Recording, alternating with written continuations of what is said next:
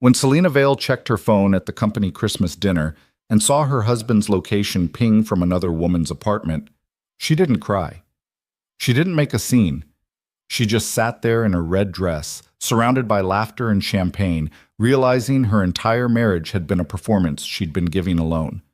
But across the table, someone had been watching her all along, a man who built empires in the shadows and never made the mistake of looking away from what he wanted. What happens when the woman everyone underestimated finally stops playing safe? Stay with me until the end of this story, hit that like button, and drop a comment with your city so I can see how far this journey travels. The ballroom of the Sinclair Grand Hotel glittered like something out of a dream that cost too much and delivered too little. Selena Vale had been to enough of these corporate Christmas dinners to know the routine by heart. Forced small talk, mediocre prime rib, speeches that ran too long, and the unspoken competition over who wore what and who showed up with whom. She sat at table 7, third seat from the left, her red dress chosen specifically because it photographed well and didn't wrinkle easily. The fabric was expensive, but not flashy. Her jewelry was understated. Her makeup was perfect. Everything about her appearance had been calculated to communicate one simple message: I belong here. But the chair beside her was empty. Again. Still not here? Jennifer from marketing leaned over, her voice pitched at that frequency that was supposed to sound sympathetic, but mostly just sounded nosy. I'm sure Marcus got held up with something important. Selena smiled the smile she'd practiced in mirrors since she was 16. I'm sure he did. She reached for her water glass and took a sip she didn't need, anything to have something to do with her hands. Across the table, David from finance was telling some story about a golf trip that involved too much tequila and a missing rental car. People were laughing. The woman next to him, his wife, Angela, had her hand resting on his forearm, a casual touch that spoke of years of comfort and familiarity. Selena watched them and felt something twist in her chest. Her phone buzzed in her clutch. She knew what it would say before she even looked. There was a formula to Marcus's excuses by now, a template he barely bothered to customize anymore. Baby, so sorry. Client emergency. This deal is huge. You know how it is? I'll make it up to you. Promise. She stared at the message for a long moment, then set the phone face down on the table. Her jaw ached from smiling. Everything okay? The voice came from her left, low and precise. Selena turned and met the eyes of Damien Orloff. Her boss rarely attended these functions. When he did, he usually stayed for exactly 1 hour, made the necessary appearances, and left without fanfare. He ran Orlov Industries with the kind of efficiency that made competitors nervous and investors wealthy. In the 3 years Selena had worked as his executive assistant, she'd learned to anticipate his needs before he voiced them, to read his moods from the smallest shift in posture, to translate his clipped instructions into action items that got results.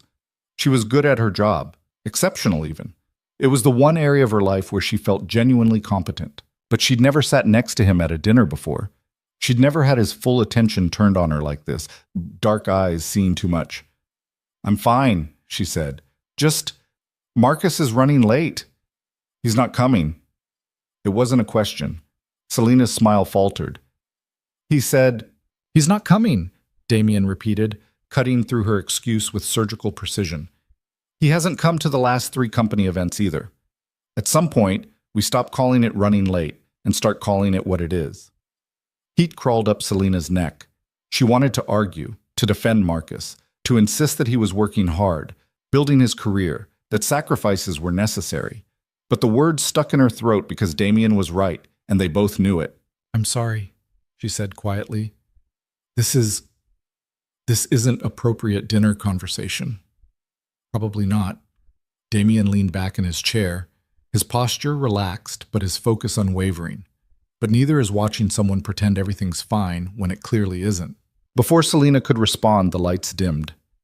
The CEO of Orlov Industries took the stage, some senior vice president whose name she always forgot, and launched into the annual year-in-review speech. Numbers flashed on screens, people applauded at the right moments. Selena sat in the semi-darkness and tried to focus on anything except the empty chair beside her and the uncomfortable accuracy of Damien's observation. Her phone buzzed again. She shouldn't look. She knew she shouldn't. but her hand moved on its own, lifting the phone just enough to see the screen. Not a message this time. A notification. Marcus shared his location with you. Selena frowned. They'd set up location sharing months ago, back when she was working late often, and he claimed to worry about her safety. She'd honestly forgotten it was still active. She tapped the notification and watched the map load. Her husband was not at his office. He was not stuck in traffic. He was 15 minutes away, at an address she didn't recognize. Her fingers moved across the screen, pulling up the street view. A sleek apartment building, new construction, floor-to-ceiling windows and a doorman in a crisp uniform. She zoomed in, then opened a new tab and searched the address combined with the unit number shown on the location pin. The listing popped up immediately. A 2-bedroom condo, recently sold. The buyer's name was listed in the public records. Vanessa Chen. Selena knew that name. Marcus had mentioned her before. A colleague, he'd said. Someone on his team. They'd worked late together on several projects. He'd shown Selena a group photo once from a team dinner. Vanessa had been standing close to Marcus, laughing at something, her hand on his shoulder. "Just a work thing," he'd said when Selena asked. "You know how it is?" The speech ended.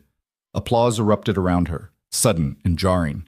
Selena set her phone down carefully, precisely, as if it were made of something fragile that might shatter if she moved too quickly. Her hands were steady. That was the strange part. She'd imagined this moment before, in the dark hours of early morning when sleep wouldn't come and anxiety filled the empty spaces. She'd imagined crying, screaming, throwing things. She'd imagined confrontation and drama and the hot rush of righteous anger, but now that the moment was actually here, she felt cold, detached, like she was watching herself from somewhere far away. "Selena." Damien's voice cut through the noise. She turned to look at him and found him watching her with an expression she couldn't quite read. "I need some air," she said. Her voice sounded normal, controlled. "Excuse me." She stood, smoothing down her dress, and walked toward the exit. Her heels clicked against the marble floor with metronomic precision. Left, right, left, right. She didn't rush. She didn't stumble. She simply walked, threading through tables of laughing coworkers, past the bar where someone was telling a joke that had people doubled over, through the heavy doors that led to the hotel's outdoor terrace. The December air hit her like a slap. She'd left her coat inside, but she didn't care. The cold felt clarifying, real. She gripped the stone railing and stared out at the city lights spread below, trying to organize the chaos in her head into something manageable. Her husband was with another woman, right now. While she sat alone at a Christmas dinner, making excuses for him to people who probably already knew the truth. How long had it been going on? Weeks? Months? The late nights suddenly made sense, the business trips, the way he'd grown distant, distracted, like she was background noise in his own life. She told herself it was stress, that his career was demanding, that she needed to be supportive and understanding. She told herself a lot of things. "You'll freeze out here." Selena didn't turn around. She heard the soft sound of fabric, and then Damien's suit jacket settled over her shoulders, heavy and warm and smelling faintly of expensive cologne. "I'm fine," she said automatically. "You keep saying that." Damien moved to stand beside her at the railing, his shirt sleeves rolled to his elbows despite the cold. "It's not convincing. What do you want me to say?" The words came out sharper than she intended. "That my husband is cheating on me? That I just figured it out in the middle of a corporate dinner? That I'm standing here trying to decide whether to call him or just pretend I don't know?" Damien was quiet for a moment. When he spoke, his voice was careful. "You could leave." "The dinner?" "The marriage." Selena laughed, a brittle sound that didn't match the tightness in her chest. "Just like that? Walk away from 4 years because of a location pin on my phone? Has it only been happening tonight?" She closed her eyes. "No." "Then it's not because of a location pin. It's because you finally have proof of something you've known for a while." He was right. She hated that he was right. The signs had been there for months. The emotional distance, the lack of intimacy, the way Marcus looked through her instead of at her. She'd just been too afraid to acknowledge what it meant. "I don't know how to do this," she admitted quietly. "You don't have to do it tonight." Damien's tone was practical, almost clinical. "You don't have to do anything right now except breathe and get through the next few hours. Tomorrow you can figure out next steps. Next week you can make decisions. But tonight you just survive it." Selena turned to look at him. Why are you helping me? Because you're the best assistant I've ever had, and I don't want to lose you to something like this. He paused. And because watching him disrespect you has been bothering me for longer than I care to admit. There was something in the way he said it that made Selena's breath catch. An edge of anger that wasn't directed at her. A protective instinct that felt out of place coming from her boss, but somehow completely genuine. I should go back inside, she said. People will notice. Let them notice. But Damien stepped back, giving her space. Or come back in when you're ready. I'll tell anyone who asks that you took a call. Thank you. He nodded once, then headed toward the door. Halfway there, he stopped and looked back. Selena? Yes? Whatever you decide to do, about Marcus, about any of it, you have options. Remember that. You're not trapped. Then he was gone, leaving her alone on the terrace with his jacket around her shoulders and a phone full of evidence that her marriage was over. Selena did go back inside eventually. She sat through the rest of the dinner with a smile plastered on her face, making small talk and laughing at jokes she didn't hear. When people asked about Marcus, she offered the same vague excuse about work emergencies. No one pressed. Maybe they knew. Maybe they'd known for a while and had simply been too polite or too uncomfortable to say anything. She didn't check her phone again. She didn't need to. When the dinner finally ended, she declined the offer of shared rides and ordered her own car. The drive home took 23 minutes. She spent them staring out the window, watching the city blur past, trying to figure out what she was supposed to feel. Anger, probably. Hurt. Betrayal. But all she felt was tired. The house was dark when she arrived. Marcus still wasn't home. She kicked off her heels in the entryway, hung Damien's jacket carefully on the coat rack.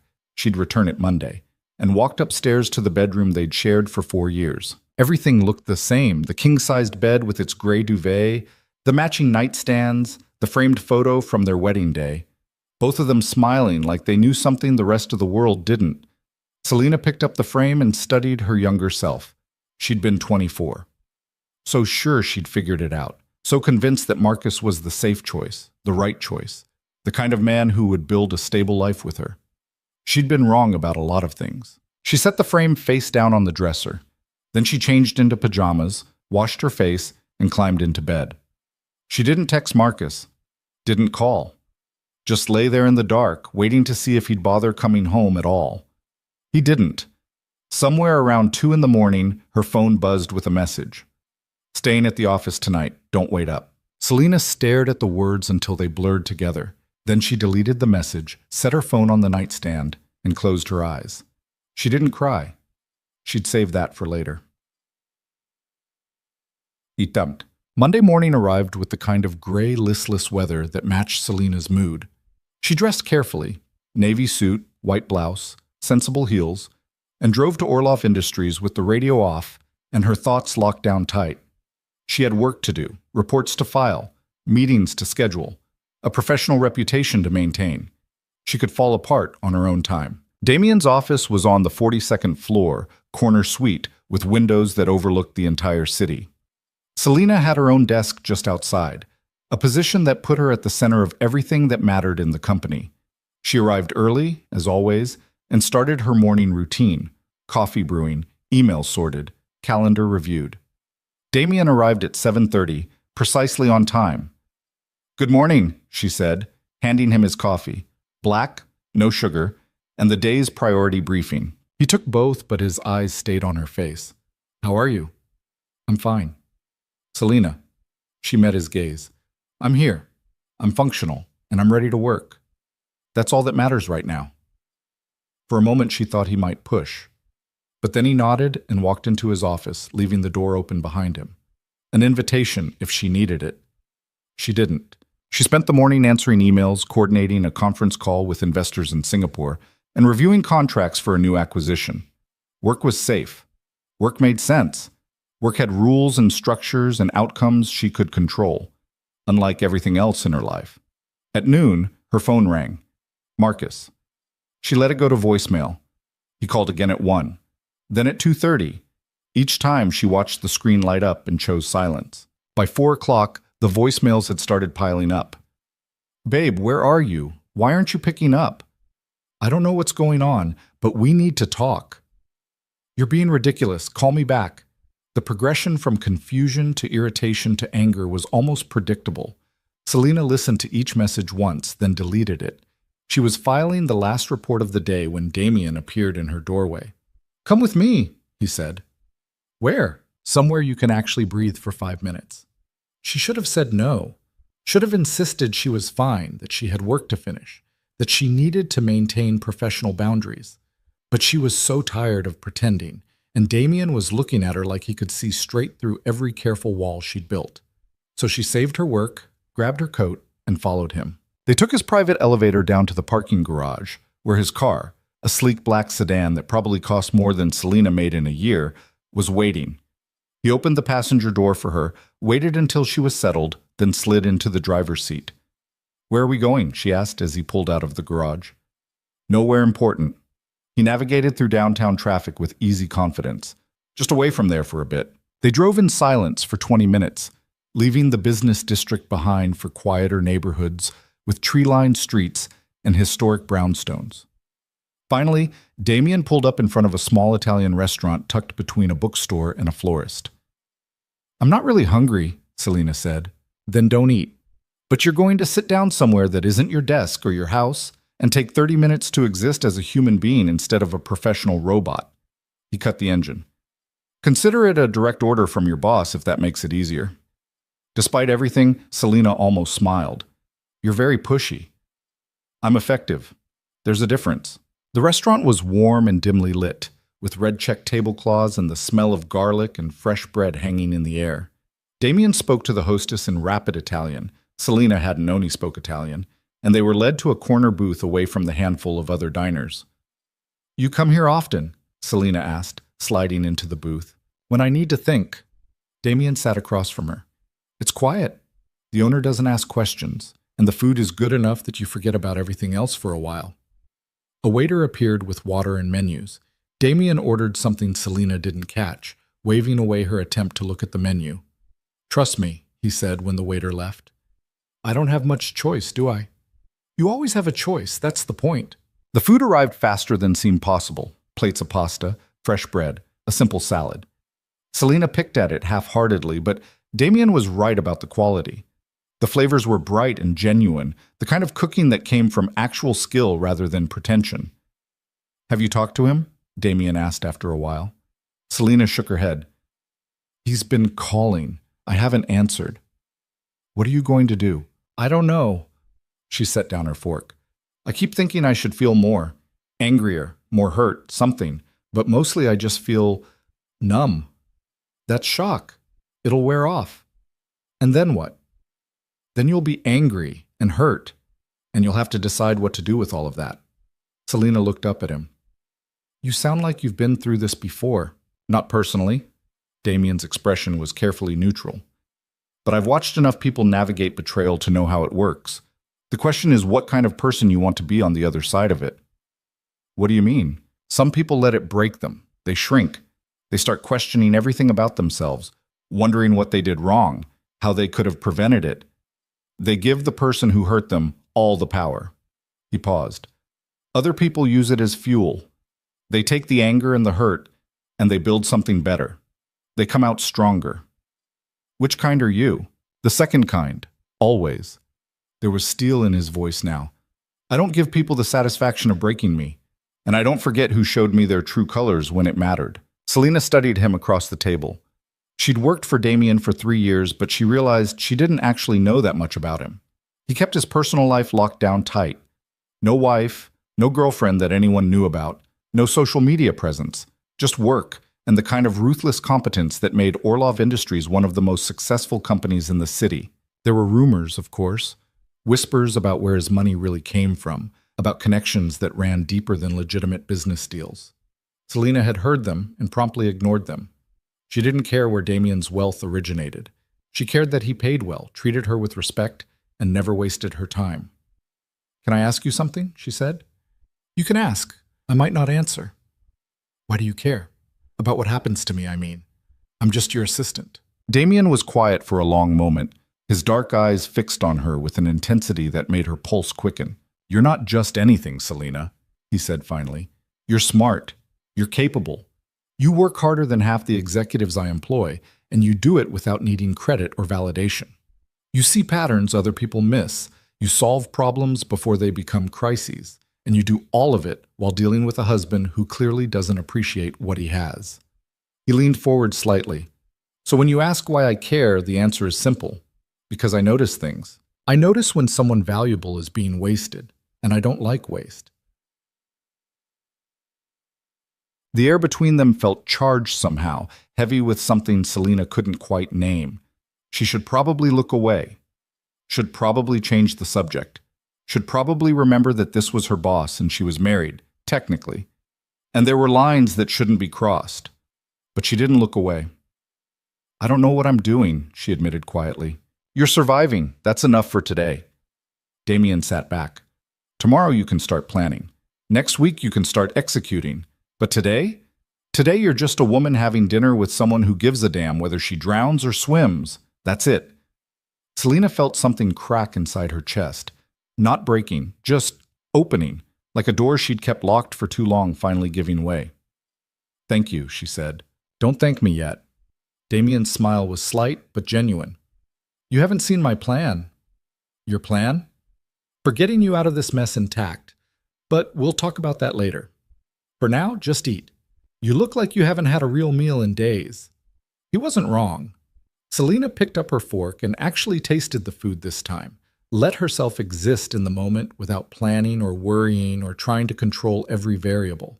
It felt strange, uncomfortable, but also somehow like relief. They stayed at the restaurant for another hour, talking about nothing important, books, travel, the absurdity of corporate holiday parties.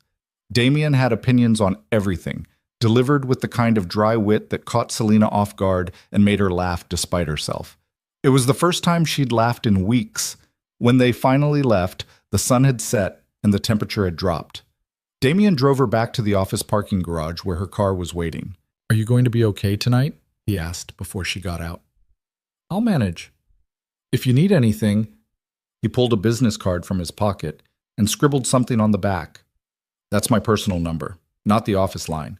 If Marcus shows up and things get complicated, or if you just need to talk to someone who isn't invested in pretending everything's fine, call me. Selina took the card, her fingers brushing his for just a moment. Why are you really doing this? Damien held her gaze. Because someone should, and because I'm tired of watching good people settle for less than they deserve. There was more he wasn't saying. Selina could feel it in the weight of his words, the careful distance he maintained even while offering help. But she didn't push. Not tonight. Good night, Damien. Good night, Selina. She drove home slowly, taking the long route, delaying the inevitable. The house was lit up when she arrived, every window glowing, Marcus's car in the driveway. He was home. Selina sat in her car for a full minute, staring at the house she'd thought would be her forever home, trying to summon the courage to walk through the door and face whatever came next. Finally, she got out.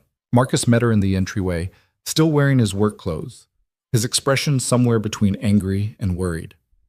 Where the hell have you been? He demanded. I've been calling you all day. I was working. Selina set her purse on the entry table.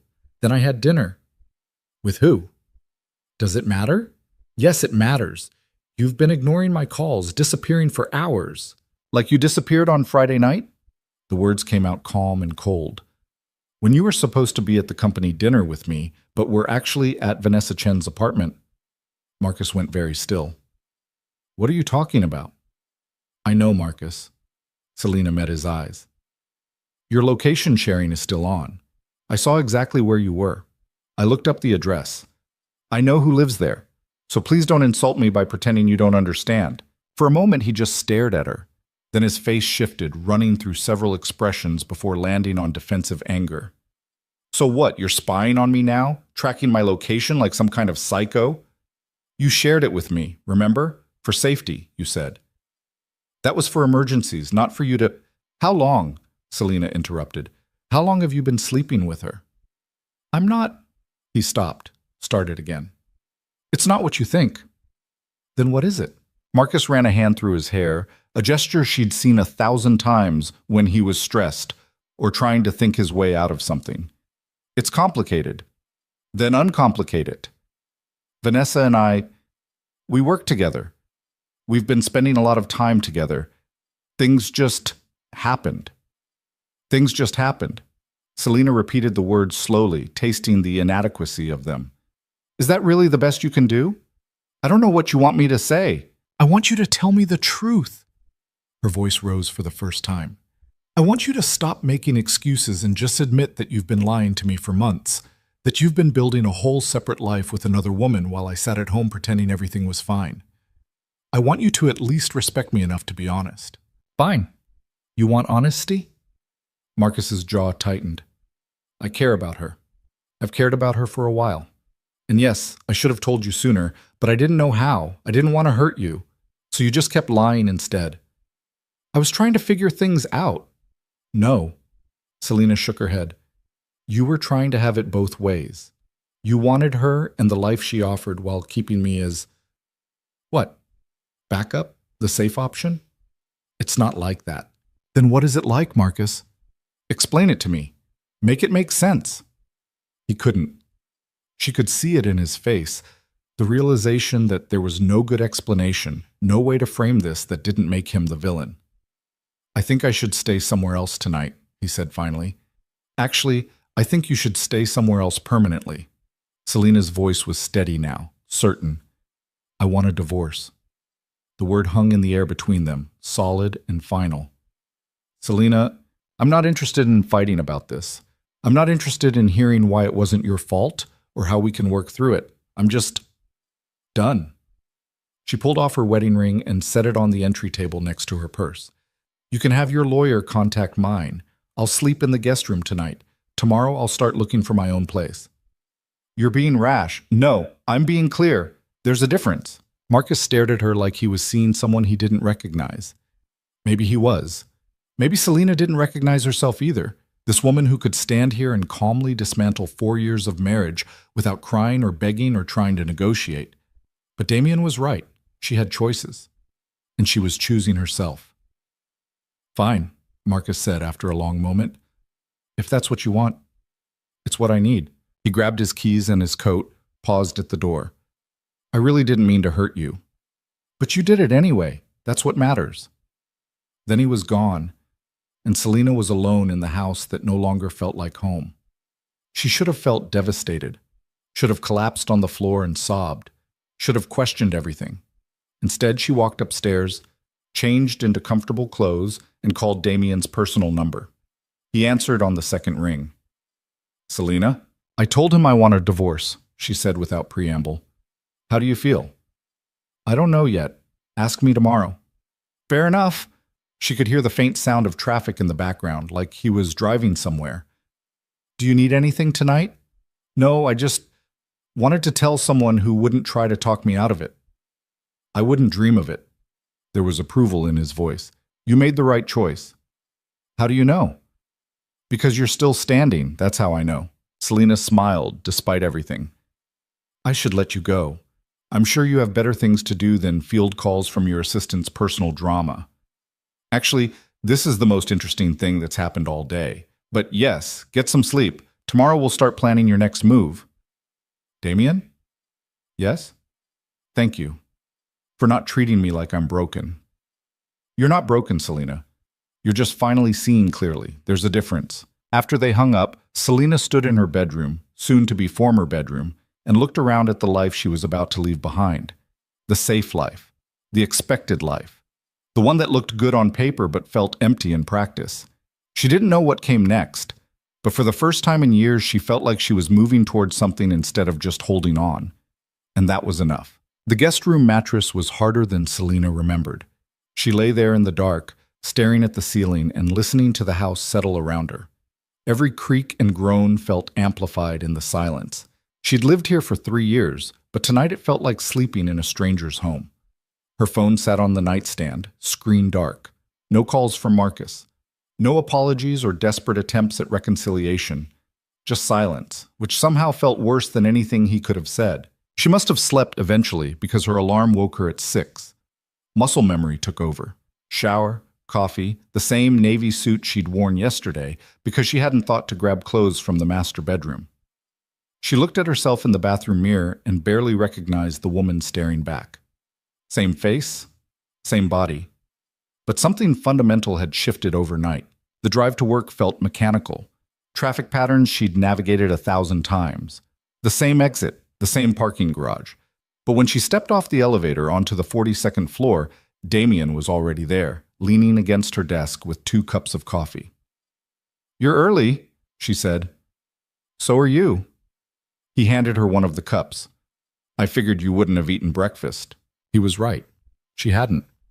Selina took the coffee and a brown paper bag he produced from somewhere, finding a croissant inside that was still warm. "You didn't have to do this," she said. "I know." Damien walked toward his office, then paused at the door. "Clear my 11 o'clock. We have somewhere to be." "Where?" "You'll see." He disappeared inside before she could ask more questions. Selina sat at her desk, ate the croissant, and pulled up his calendar. The 11 o'clock was a standing meeting with the finance team, important but not urgent.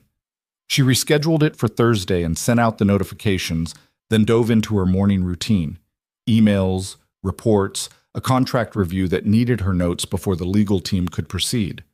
Work was easy. Work made sense. Her personal phone buzzed around 9:30. "Marcus. We need to talk about the house and the accounts. Can we meet for lunch?" Selina stared at the message for a long moment, then typed back, "Have your lawyer contact mine." 3 dots appeared immediately, disappeared, appeared again. "You're really doing this? Over one mistake?" Her jaw tightened. She could feel the anger finally arriving, hot and sharp in her chest. One mistake, like it was a forgotten anniversary or a missed dinner reservation, like he hadn't been building an entire secret life while she played the role of supportive wife. She didn't respond, just set the phone face down and got back to work. At 10:45, Damien emerged from his office with his coat on. "Ready?" he asked. "You still haven't told me where we're going." "I will in the car. Come on." Selina grabbed her coat and followed him to the elevator.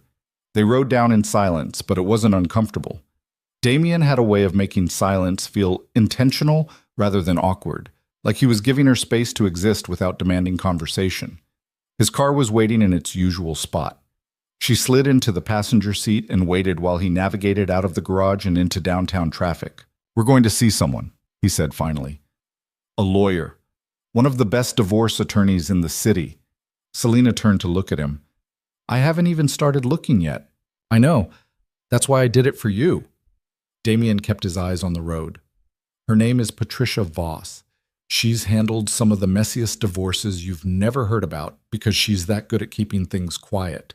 She owes me a favor, so she's agreed to see you today as a consultation. No obligation, just information." "Damien, you need someone in your corner who actually knows what they're doing. Marcus is going to lawyer up fast, and when he does, you want to be ready." He glanced at her briefly. "Trust me on this." Selina should have been annoyed at the presumption, should have insisted she could handle her own divorce. But the truth was, she had no idea where to start, and the thought of navigating the legal system while also trying to hold her life together felt overwhelming. "Okay," she said quietly. "Thank you." The law office was in a high-rise downtown, all glass and steel and the kind of understated elegance that screamed expensive. Patricia Voss met them in a conference room with floor-to-ceiling windows overlooking the city. She was maybe 50, with silver hair cut in a sharp bob, and the kind of handshake that communicated competence without trying. "Damien," she said warmly, "it's been too long." "Patricia?" Damien gestured to Selina. "This is Selina Vale, the one I told you about." "Mrs. Vale." Patricia's smile was professional, but not unkind. "Please sit. Can I get you anything? Coffee? Water?" "I'm fine, thank you." They settled around the conference table. Damien sat beside Selina, close enough that she could feel the solid weight of his presence, but not so close that it felt intrusive. Patricia pulled out a legal pad and a pen. "So, Damien gave me the basics. 4-year marriage, infidelity. You want out. Tell me the rest." Selina took a breath and started talking. The whole story spilled out: the Christmas dinner, the location pin, the apartment, Vanessa Chen, Marcus's pathetic excuse about things just happening, the The conversation last night where she'd asked for a divorce. Patricia took notes in quick, efficient shorthand, occasionally asking clarifying questions. How long had the affair been going on? Were there shared assets, children? What was the financial situation? No kids, Selena explained. Thank whatever forces governed the universe for that small mercy. The house was in both their names, joint checking account, some retirement savings. Nothing too complicated, or so she thought. It's never as simple as it looks on paper, Patricia said when Selena finished, especially if your husband decides to fight. Does he have reason to think he can contest the divorce? What do you mean? I mean, is there anything he could use against you? Anything that could muddy the waters or make you look unreliable? Selena frowned. Like what? Affairs of your own, financial impropriety, anything that could be twisted into a narrative where you're not the victim. No, nothing like that. I've been, she almost said faithful, but the word stuck in her throat. I've been exactly what I was supposed to be. The perfect wife, the supportive partner. Until Friday night, I thought we were fine. Patricia nodded slowly. That works in your favor. Clean record, clear infidelity on his part. Most judges will see this for what it is. She tapped her pen against the legal pad. But we need to move fast. File first. Control the narrative. I can have papers drawn up by end of week if you're ready. End of week? Selena's head spun. That's really fast. Fast is good. Fast means you're serious. It means you're not going to let him dictate the terms or drag this out while he figures out how to protect his assets. Patricia leaned forward. I know this feels overwhelming, but the longer you wait, the more time he has to prepare. And men like your husband, successful, image-conscious, caught red-handed, they tend to get vicious when backed into a corner. Selena looked at Damien. He met her gaze with steady confidence. She's right, he said quietly. I've seen it happen too many times. The person who moves first usually comes out ahead. Okay. Selena turned back to Patricia. What do I need to do? They spent the next hour going through details, financials, property, timeline. Patricia explained the process in clear, practical terms. No legal jargon, no condescension, just facts and options. By the time they finished, Selena's head was full of terms like equitable distribution and marital assets and discovery. Patricia handed her a folder full of documents to review and sign, along with a retainer agreement. I'll be honest with you, Mrs. Vale, Patricia said as they stood to leave. This won't be fun. Divorce never is. But you have a strong case, and more importantly, you have clarity. A lot of my clients come in here still trying to save marriages that died years ago. You're not doing that. You're facing reality and moving forward. That's going to make this process a hell of a lot easier. Thank you, Selena said. I think. Patricia smiled. Call me once you've reviewed everything. We'll get started. In the elevator ride down, Selena felt like she'd just run a marathon. Her brain was trying to process everything Patricia had said, all the steps and procedures and potential complications. You okay? Damien asked. I don't know. Ask me in a week. She looked at him. How do you know her? Patricia, I mean. You said she owed you a favor. I helped her with something a few years ago. A client of hers was being threatened by her ex-husband. Serious threats. The kind that required unconventional solutions. What kind of solutions? Damien's expression didn't change. The kind that made the threat stop permanently. There was something in the way he said it that made Selena's stomach tighten. She'd heard the rumors about Damien Orloff, about connections to things that weren't quite legal, about influence that extended beyond boardrooms and quarterly reports. She'd always dismissed them as jealous gossip from competitors. But standing here in the elevator with him, seeing the absolute certainty in his eyes, she wondered if maybe the rumors weren't entirely wrong. I don't think I want to know the details, she said finally. Probably not. Damien hit the button for the parking garage. But the important thing is that Patricia is the best, and she's on your side now. That's what matters. They drove back to the office in silence. Selena stared out the window and tried not to think about the life she was systematically dismantling. The house would have to be sold. The shared accounts divided. 4 years of accumulated stuff sorted into his and hers like they were roommates who'd decided to go their separate ways. Her phone buzzed. Another message from Marcus. Can we please just talk? I know I messed up, but we can fix this. We can go to counseling. We can work through it. Don't throw away everything we built. Selena read it twice. waiting to feel something. Temptation, maybe. Or doubt. The urge to give him another chance because that's what you were supposed to do when you loved someone. But she didn't feel any of that. She just felt tired. "There's nothing to work through," she typed back. "You made your choice. Now I'm making mine. Please respect that and let this be civil." His response came almost immediately. "Civil? You're destroying our marriage and you want me to be civil about it?" Selena put the phone away without answering. Damien glanced at her but didn't comment. Back at the office, she buried herself in work. Reports, emails, a presentation that needed formatting for tomorrow's board meeting. She worked through lunch, ignoring the messages that kept appearing on her personal phone. Marcus was spiraling now, vacillating between apologetic and angry, like he couldn't decide which approach would work better. Around 3 o'clock, her desk phone rang. The receptionist downstairs. "Mrs. Vale? There's someone here to see you. A Vanessa Chen? She says it's important." Selena's grip tightened on the phone. "Tell her I'm not available." "I tried. She's being insistent." Of course she was. Selena closed her eyes and counted to 5. "I'll be right down." She stood, smoothed down her skirt, and walked to Damien's office. He was on a call, but he looked up when she appeared in the doorway. She mouthed 5 minutes and he nodded, already ending the call. "What's wrong?" he asked as soon as he hung up. "Marcus's mistress is downstairs demanding to see me." Damien's expression went very cold. "Do you want me to handle it?" "No, I need to do this myself." Selena straightened her shoulders. "But maybe, could you just be there, in case it gets complicated?"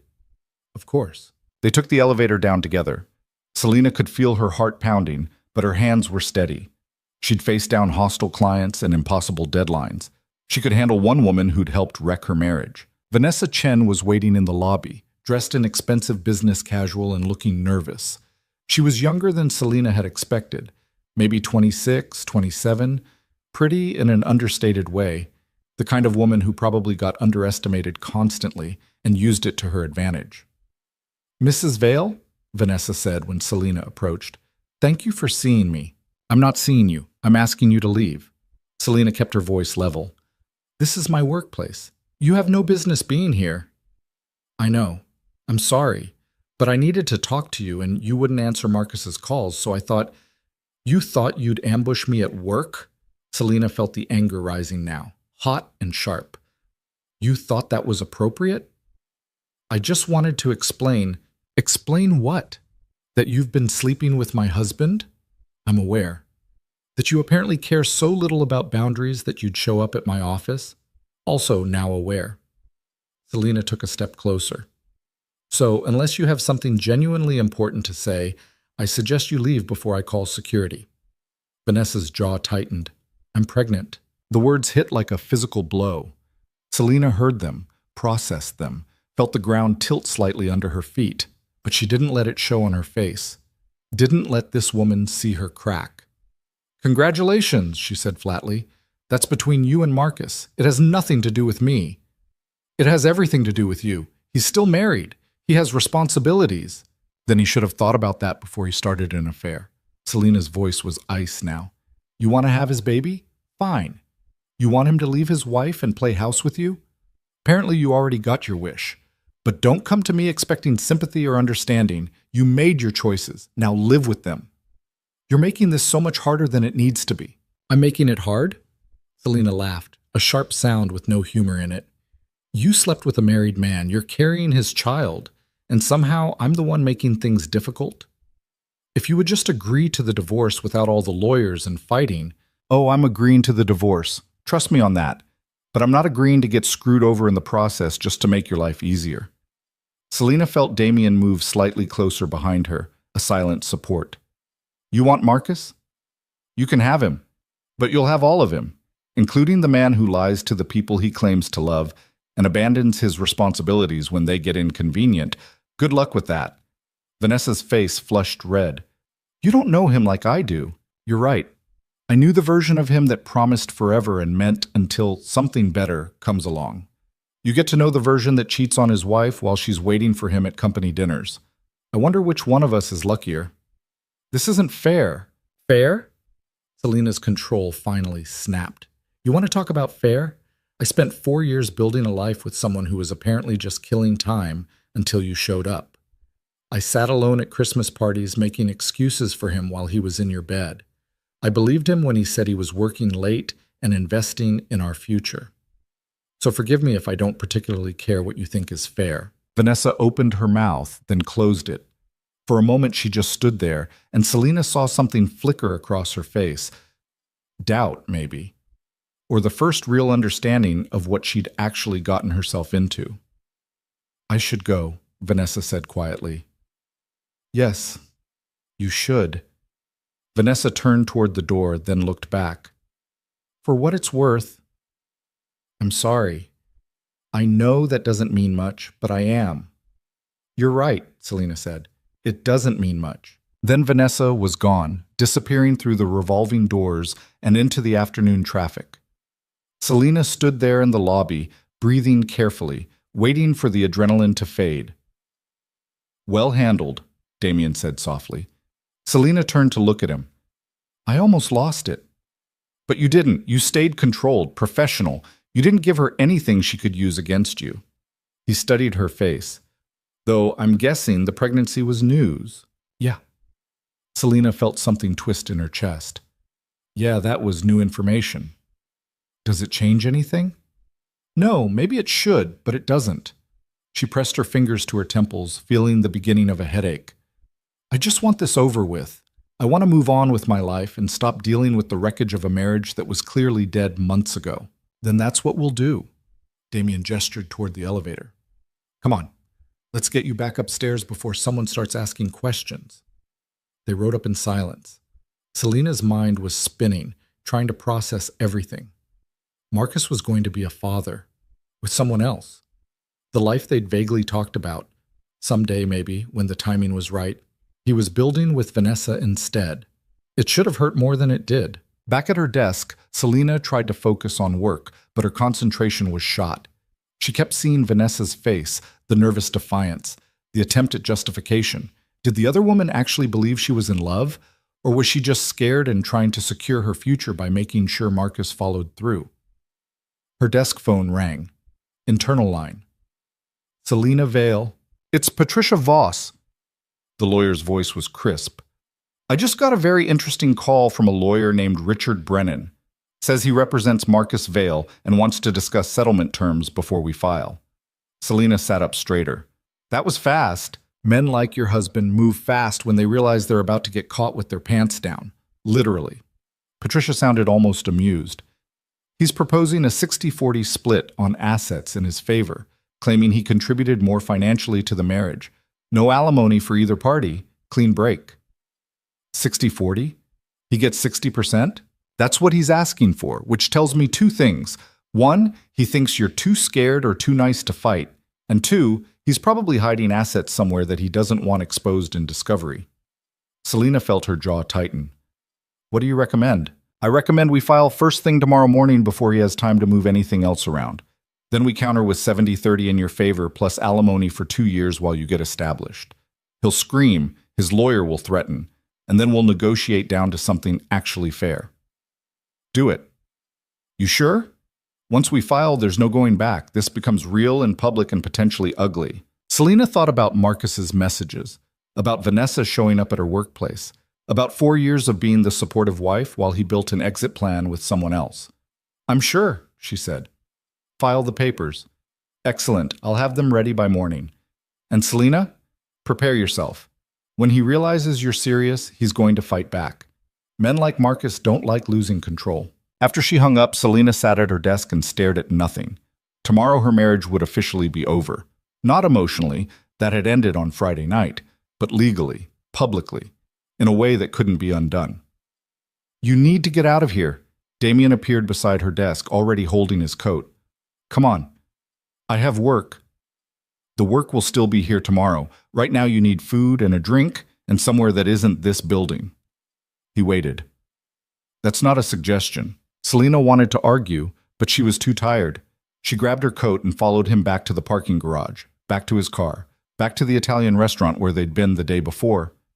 The same corner booth, the same warm lighting. But tonight, Damien ordered wine instead of just water, and when it arrived, he poured her a glass without asking. "To freedom," he said, raising his own glass. Selena clinked her glass against his. "To surviving the process of getting there." The wine was good, better than good. She could taste the expense in every sip. They ordered food, though Selena barely touched hers. Her mind kept circling back to Patricia's warning. "Prepare yourself. He's going to fight back." "What did she mean?" Selena asked suddenly. "Patricia. She said Marcus would fight back when he realized I was serious. What does that look like?" Damien set down his fork. "It means he'll try to control the narrative. Make himself look like the victim. Maybe claim you were emotionally distant or neglectful. Maybe suggest the affair was a symptom of problems you caused." He paused. "Or he might go harder. Try to dig up dirt on you. Make accusations that aren't true, but muddy the waters enough to improve his position." "But I haven't done anything wrong." "That won't stop him from trying." Damien's expression was serious. "I've seen this pattern before. People don't like being exposed. When they are, they lash out. And your husband strikes me as the type who's very invested in his image." Selena thought about Marcus's messages, the progression from apologetic to angry, the way he tried to frame one affair as one mistake. The attempt at 60-40 asset split like he deserved more. "I didn't cheat on him," she said quietly. "I didn't do anything except try to be a good wife." How does he spin that into me being the problem? By lying, or by finding something innocent and making it look suspicious? Damien hesitated. "Have you been anywhere or done anything lately that could be misinterpreted?" "Like what?" "Like having dinner with your boss 2 nights in a row." The words hung in the air between them. Selena felt her stomach drop. This isn't. "I know that. You know that. But if Marcus is desperate enough, he might try to make it into something it's not." Damien's voice was calm, matter of fact. "I'm not saying he will. I'm just saying we should be prepared for the possibility." "So what, I'm supposed to avoid you? Stop accepting help because it might look bad?" "No. You're supposed to be smart about it. Keep things professional in public. Document everything. Make sure there's no ammunition he can use." Damien leaned back. "I'm not going to stop helping you, Selena. But I also don't want to make your situation worse." Selena drained her wine glass and reached for the bottle to pour more. Her hand shook slightly. She was so tired of being careful, of managing appearances, of worrying about what other people would think or say or assume. "I hate this," she said. "I hate that I have to think this way, that I have to strategize my own divorce like it's some kind of business deal." It is a business deal. That's exactly what divorce is, dissolving a partnership. The emotions make it messy, but at the end of the day, it's just contracts and assets and division of labor. Damien refilled her glass. "The sooner you accept that, the easier it gets." "Is that what you did? With your divorce?" "I've never been married." "Never?" "Never saw the point." He swirled the wine in his glass. "Marriage is a romantic idea built on the assumption that people don't change. But everyone changes. Wants change. Needs change. Tying yourself legally to someone based on who they are in one moment and hoping it works out forever seems optimistic at best." "That's pretty cynical." "Maybe. Or maybe it's just realistic." He met her eyes. "You promised forever to someone who promised it back. And here you are. Was I wrong?" Selena wanted to argue with him, to defend the concept of marriage and commitment and building a life with someone. But her evidence was currently living in another woman's apartment and trying to screw her over in the divorce settlement. "No," she admitted, "you weren't wrong." They finished the meal in comfortable silence. The wine helped, smoothing the sharp edges of the day into something more manageable. By the time Damien drove her back to her car, Selena felt almost human again. "Thank you," she said before getting out. "For today, for all of it." "You don't have to keep thanking me." "I know. But I'm going to anyway." Damien smiled slightly. "Then you're welcome. Get some sleep, Selena. Tomorrow starts the real fight." She drove home, to the house that didn't feel like home anymore, and found it empty. Marcus's car wasn't in the driveway. Some of his clothes were missing from the closet. He'd been here and left without waiting for her. Good. Selena changed into pajamas, poured herself another glass of wine from the bottle she kept for cooking, and sat on the couch in the living room. Tomorrow, Patricia would file the divorce papers. Tomorrow, Marcus would get served. Tomorrow, the pretense of civility would probably shatter completely. But tonight, she was alone in a quiet house, drinking mediocre wine and feeling something that wasn't quite peace but wasn't panic either. Her phone buzzed, a text from Damien. Forgot to mention, take tomorrow afternoon off. You'll need time to process once the papers are filed. I'll cover anything urgent. Selena stared at the message, feeling something warm bloom in her chest. When was the last time someone had anticipated her needs like this? Had thought about what she might require before she even knew she needed it? Thank you, she typed back, for everything. Stop thanking me and go to sleep. Doctor's orders. You're not a doctor. Boss's orders, then. Better? Despite everything, Selena smiled. Slightly. Good night, Damien. Good night, Selena. She set the phone down and finished her wine. Tomorrow would be hard. The day after would probably be harder. But for the first time since Friday night, she felt like maybe she could actually survive this. Not just survive, maybe even come out stronger on the other side. The papers were filed at 9:15 Wednesday morning. Patricia called at 9:43 to confirm Marcus had been served at his office. By 10:30, Selena's phone started ringing. She didn't answer. Marcus called 6 times in the first hour. Then Vanessa called twice. Then a number Selena didn't recognize, probably Marcus's lawyer. She let them all go to voicemail and focused on the work in front of her, though the words on her computer screen kept blurring together. At 11, her desk phone rang. Internal line. There's a Marcus Vale here to see you, the receptionist said, voice tight with discomfort. He's being loud. Security is asking if they should... I'll handle it. Selena stood up, smoothing her skirt. Tell security to escort him to the lobby. I'll be right down. She walked to Damien's office. He was in a video conference, but he looked up when she appeared. She held up her phone, showing Marcus's name on the screen with 17 missed calls. Damien's expression went cold. He muted the conference. He's downstairs, Selena said quietly. Security's with him. I'm coming with you. You don't have to... I'm coming with you. His tone left no room for argument. He unmuted the call. Gentlemen, something urgent has come up. We'll reconvene this afternoon. He ended the conference without waiting for responses. They took the elevator down together. Selena could feel her heart pounding, but her hands were steady. She'd prepared for this. Patricia had warned her it would happen. Marcus was pacing the lobby like a caged animal, a security guard standing a careful distance away. He spun around when the elevator doors opened, his face red and furious. What the hell is this? He waved papers at her, the divorce filing. You actually did it? You filed? I told you I would. Selena kept her voice level, aware of the receptionist watching, of people passing through the lobby.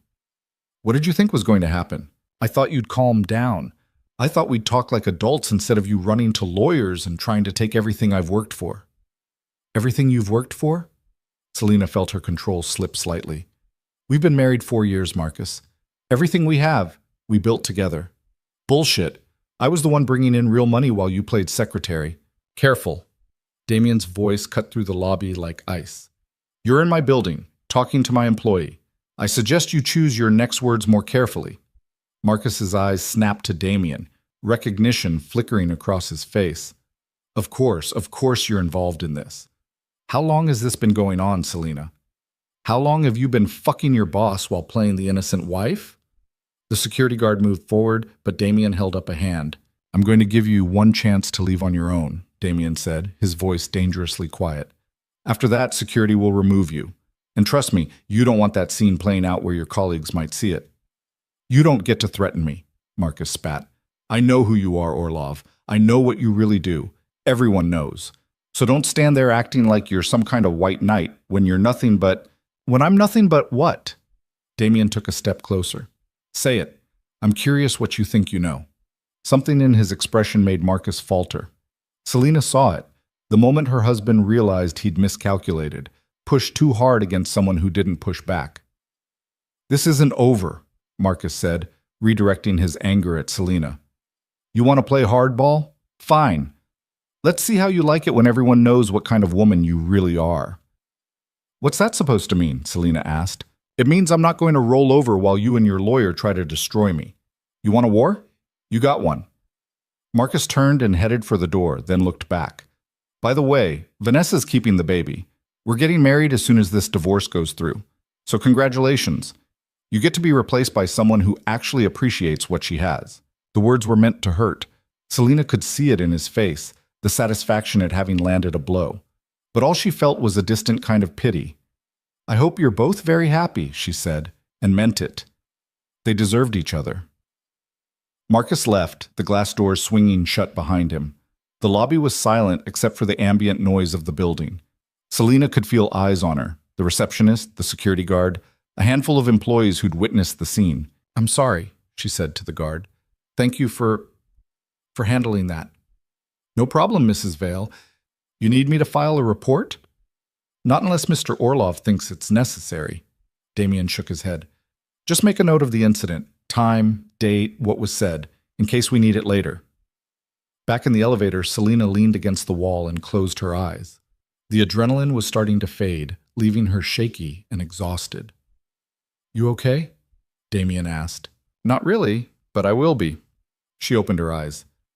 He's going to make this ugly, isn't he? Probably, but we knew that was coming. Damien's jaw was tight. What he said about me, I don't care what he said about you. You should, because if he starts spreading rumors that we're having an affair, it could complicate things for both of us. Selena turned to look at him. Are we? Having an affair? The question hung in the air between them. Damien held her gaze, something unreadable in his dark eyes. No, he said finally, but that won't stop people from believing it if they want to.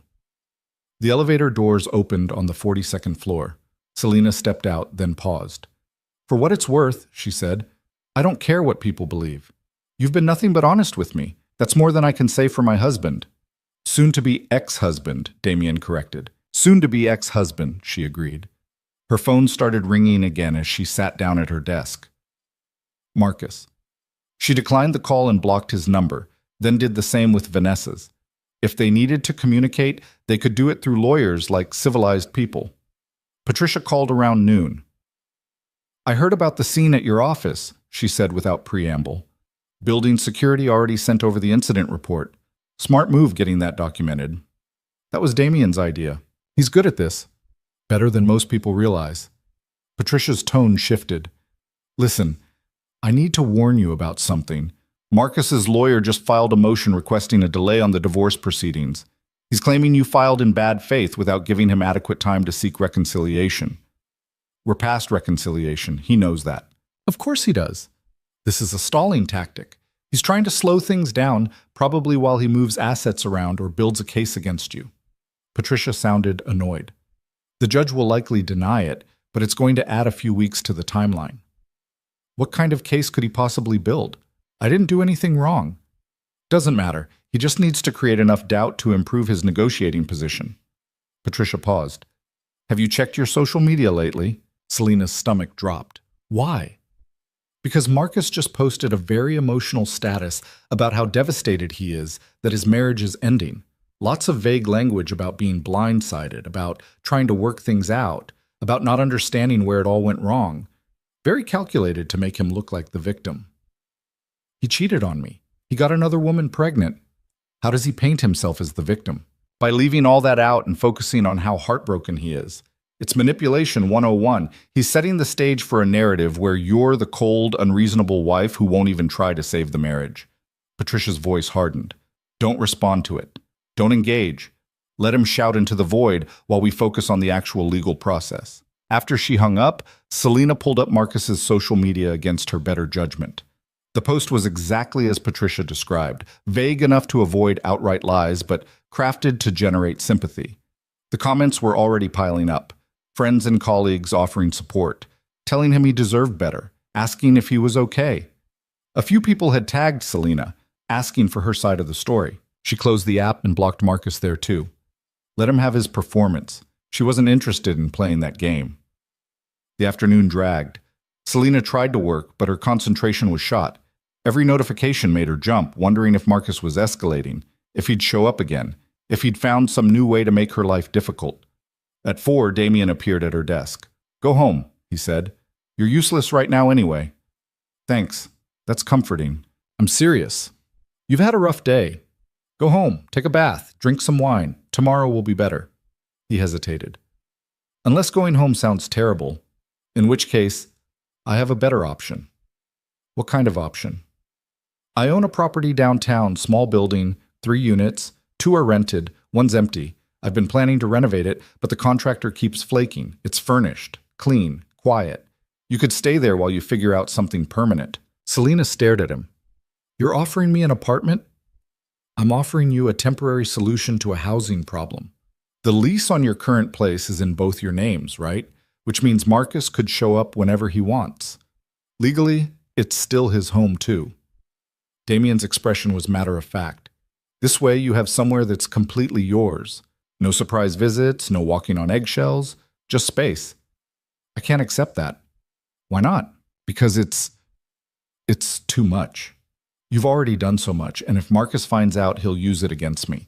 He'll say we're having an affair, that you're helping me because what? Because I'm sleeping with you? Damien leaned against her desk. Let him say it. Let him tell anyone who'll listen. The truth is documented. You're my employee, you're going through a divorce, and I'm helping you the same way I'd help any valued member of my team. If he wants to twist that into something dirty, that says more about him than us. People will believe him. Some will, some won't. The ones who matter will see it for what it is. He pulled a key from his pocket and set it on her desk. The address is on the tag. Go look at it. If you hate it, don't use it, but at least you'll have options. Selena picked up the key, the metal warm from being in his pocket. Why are you doing this? I told you already. I don't like waste, and watching you get beaten down by someone who doesn't deserve you is wasteful. Damien straightened. Plus, I hate inefficiency. You trying to work while worried about whether your husband is going to show up at your house is inefficient. This solves that problem. It was such a Damien answer. Practical, logical, stripped of sentiment. But Selena heard what he wasn't saying underneath. He was worried about her, genuinely worried. Thank you, she said quietly. Stop thanking me and go check out the apartment. I'll see you tomorrow. The address was in a neighborhood Selena had always liked. Older buildings with character, tree-lined streets, close enough to downtown to be convenient, but far enough to feel like an actual neighborhood. She found the building easily, a 3-story brick structure with a small courtyard garden. The apartment was on the 2nd floor. Selena unlocked the door and stepped inside, half expecting something sparse and masculine. Instead, she found a space that was surprisingly warm. Hardwood floors, big windows that let in afternoon light, a kitchen with updated appliances and enough counter space to actually cook. The furniture was minimal, but good quality. A couch, a bed, a small dining table. It felt like a home waiting for someone to live in it. Selena walked through each room, testing the water pressure in the bathroom, opening closets, checking that the heating worked. Everything functioned. Everything was clean. It was better than the house she'd been living in with Marcus, if she was being honest. She stood in the middle of the living room and made a decision. She was moving in. The next 2 days passed in a blur of logistics. Selena went back to the house when she knew Marcus wouldn't be there and packed everything that mattered. Clothes, books, a few pieces of furniture that had been hers before the marriage. She hired movers for the heavy stuff and did the rest herself, making trip after trip in her car until the house looked like a place she'd never lived at all. Marcus called her lawyer. Patricia called her back. He wants to talk settlement, Patricia said. He's dropped the 60-40 demand. Now he's proposing 50-50 on everything. No alimony, clean split. What do you think? I think he's scared. The pregnancy complicates things for him legally. Plus, whatever social media sympathy he generated isn't going to hold up in court when we present evidence of the affair. Patricia sounded satisfied. We can do better than 50-50. I say we push for 60-40 in your favor plus 12 months alimony. Do it. You got it. Oh, and Selena, his lawyer mentioned something about you accepting gifts from your employer, specifically housing. They're trying to build a case that you've been financially unfaithful, whatever that means. Selena closed her eyes. Of course, Marcus had found out about the apartment, probably from Vanessa, who probably had friends at Orlov Industries. I'm paying rent, she said, market rate. Damien already drew up a lease. He had, actually. Selena had found it on her desk that morning, a standard rental agreement, everything legal and documented. The rent was lower than market rate, but not so low it looked suspicious. Just fair. Perfect. Send me a copy. That'll shut down that angle pretty fast. Patricia paused. How are you holding up? I'm okay, tired, but okay. That's normal. Divorce is exhausting even when it's the right choice. Just keep putting one foot in front of the other. We're almost through the worst of it. But Patricia was wrong about that. The worst came on Friday afternoon when Selena's desk phone rang and the voice on the other end identified herself as Detective Sarah Chen from the City Police Department. Mrs. Vale, I need you to come down to the station to answer some questions. Selena's blood went cold. Questions about what? About allegations made by Marcus Vale regarding theft of marital assets and potential fraud. It would be better if we discussed this in person. I haven't stolen anything. This is ridiculous. I understand this is frustrating, but we have to follow up on filed reports. You can bring a lawyer if you'd like. When can you come in? Selena's hands were shaking when she hung up. She immediately called Patricia, who listened to the whole story and swore creatively. He filed a police report, Patricia said, fury in her voice. That absolute bastard filed a false police report to make you look like a criminal. Can he do that? Technically? Yes. Is it legal when the allegations are bullshit? No. But it doesn't matter because now you have to deal with it. Patricia was already typing. Selena could hear the keyboard clicking. Don't go to the station alone. I'll meet you there in an hour. Don't answer any questions without me present. Don't volunteer information. Don't try to defend yourself. Just wait for me. Selena walked to Damien's office on autopilot. He took one look at her face and stood up. What happened? Marcus filed a police report. They want me to come in for questioning about theft and fraud. Her voice sounded distant to her own ears. He's trying to make me look like a criminal. Damien's expression went absolutely glacial. Does Patricia know? She's meeting me at the station. I'm coming too. You don't have to. Selena. He walked around his desk and stood in front of her. I'm coming. End of discussion. The police station was exactly as depressing as Selena expected. Fluorescent lights, institutional beige walls, the smell of bad coffee and stress. Patricia met them in the lobby, already in full lawyer mode. Here's what's going to happen, she said, voice low and intense. They're going to ask you about joint accounts, about money you've moved, about property you've taken from the house. You answer only what I tell you to answer.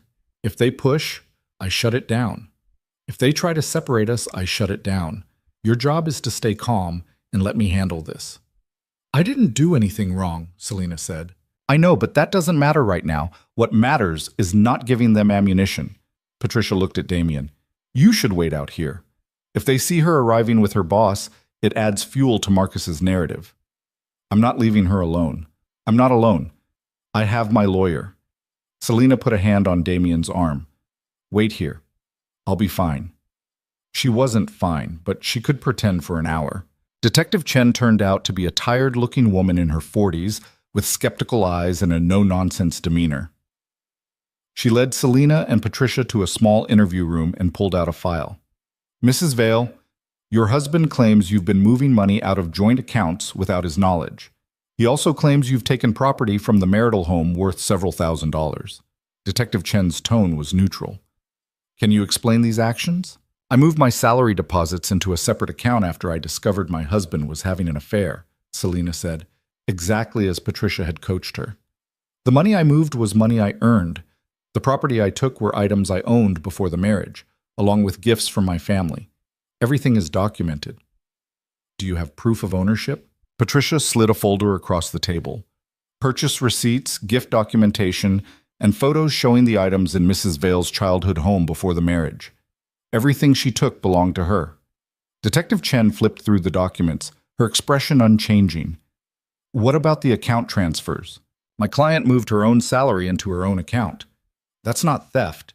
That's basic financial planning during a divorce. Patricia's voice was steel. If Mr. Vale has a problem with how marital assets are being divided, he can address it in divorce court. This is not a criminal matter. He's also claiming you've been engaging in an extramarital affair with your employer, Damien Orloff, and that you've been receiving gifts and housing in exchange for sexual favors. The words hung in the air like toxic smoke. Selena felt her face flush, anger and humiliation warring in her chest. That's a lie, she said. Is it true that you're currently living in a property owned by Mr. Orloff? I'm renting an apartment from my employer at market rate. I have a lease. Patricia pulled out another document. Fully legal, fully documented, fully above board. And the nature of your relationship with Mr. Orlov? Professional. He's my boss. That's all. Detective Chen studied Selina's face for a long moment. Then she closed the file. Mrs. Vale, I'm going to be straight with you. This complaint smells like a man trying to use the legal system to harass his soon-to-be ex-wife. Nothing in these allegations constitutes actual criminal activity. However, we're required to follow up on filed reports. She stood. You're free to go. If we need anything else, we'll contact your lawyer. In the hallway, Patricia was practically vibrating with rage. That son of a bitch. Filing false police reports is illegal. I'm going to bury him for this. He's desperate, Selina said quietly. He knows he's losing control. Desperate men are dangerous men. Patricia looked at her seriously. You need to be careful, Selina. No more being alone with him. No private conversations. Everything goes through lawyers from here on out. Understood? Damien was waiting in the lobby, standing by the windows with his phone in his hand. When he saw them, he crossed the space in 3 strides. What happened? Marcus is flailing, Patricia said. Threw everything at the wall to see what stuck. Nothing did. But I'm filing a formal complaint about the false report, and I'm using this in the divorce proceedings to demonstrate bad faith. Good. Damien's eyes were on Selina's face. Are you okay? I'm angry, she said. I'm so angry I can barely think straight. He's trying to destroy me because I won't let him walk away from this mess without consequences. Then let's give him some real consequences. Damien looked at Patricia. What can we do? We go nuclear. Full financial discovery. Demand every bank statement, every credit card receipt, every transaction for the last 2 years. If he's hiding assets, and I'm betting he is, we find them and we use them to crucify him in court. Do it. They stood in the police station lobby, the 3 of them, and Selina felt something shift. This wasn't just her divorce anymore. This was war. And she wasn't fighting alone. Over the next week, Patricia made good on her promise. The discovery requests were brutal and comprehensive. Marcus's lawyer tried to fight them, claiming they were overly broad and invasive. The judge disagreed. Within days, the evidence started appearing. A second credit card Selina hadn't known about, maxed out with charges at expensive restaurants and hotels. A savings account in Marcus's name only, containing $40,000 that should have been part of marital assets.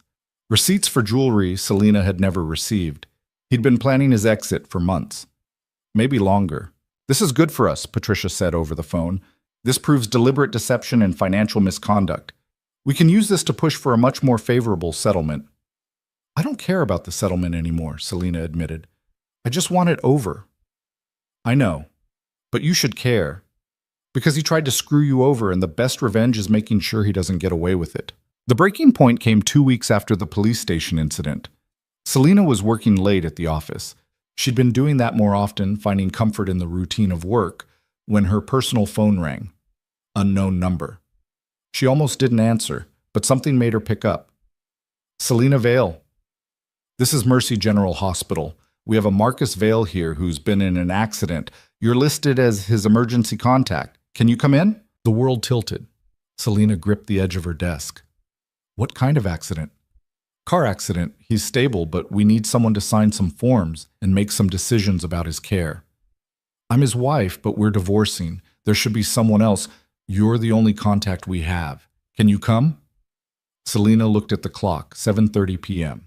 She should say no. Should tell them to call Vanessa or Marcus's parents or literally anyone else.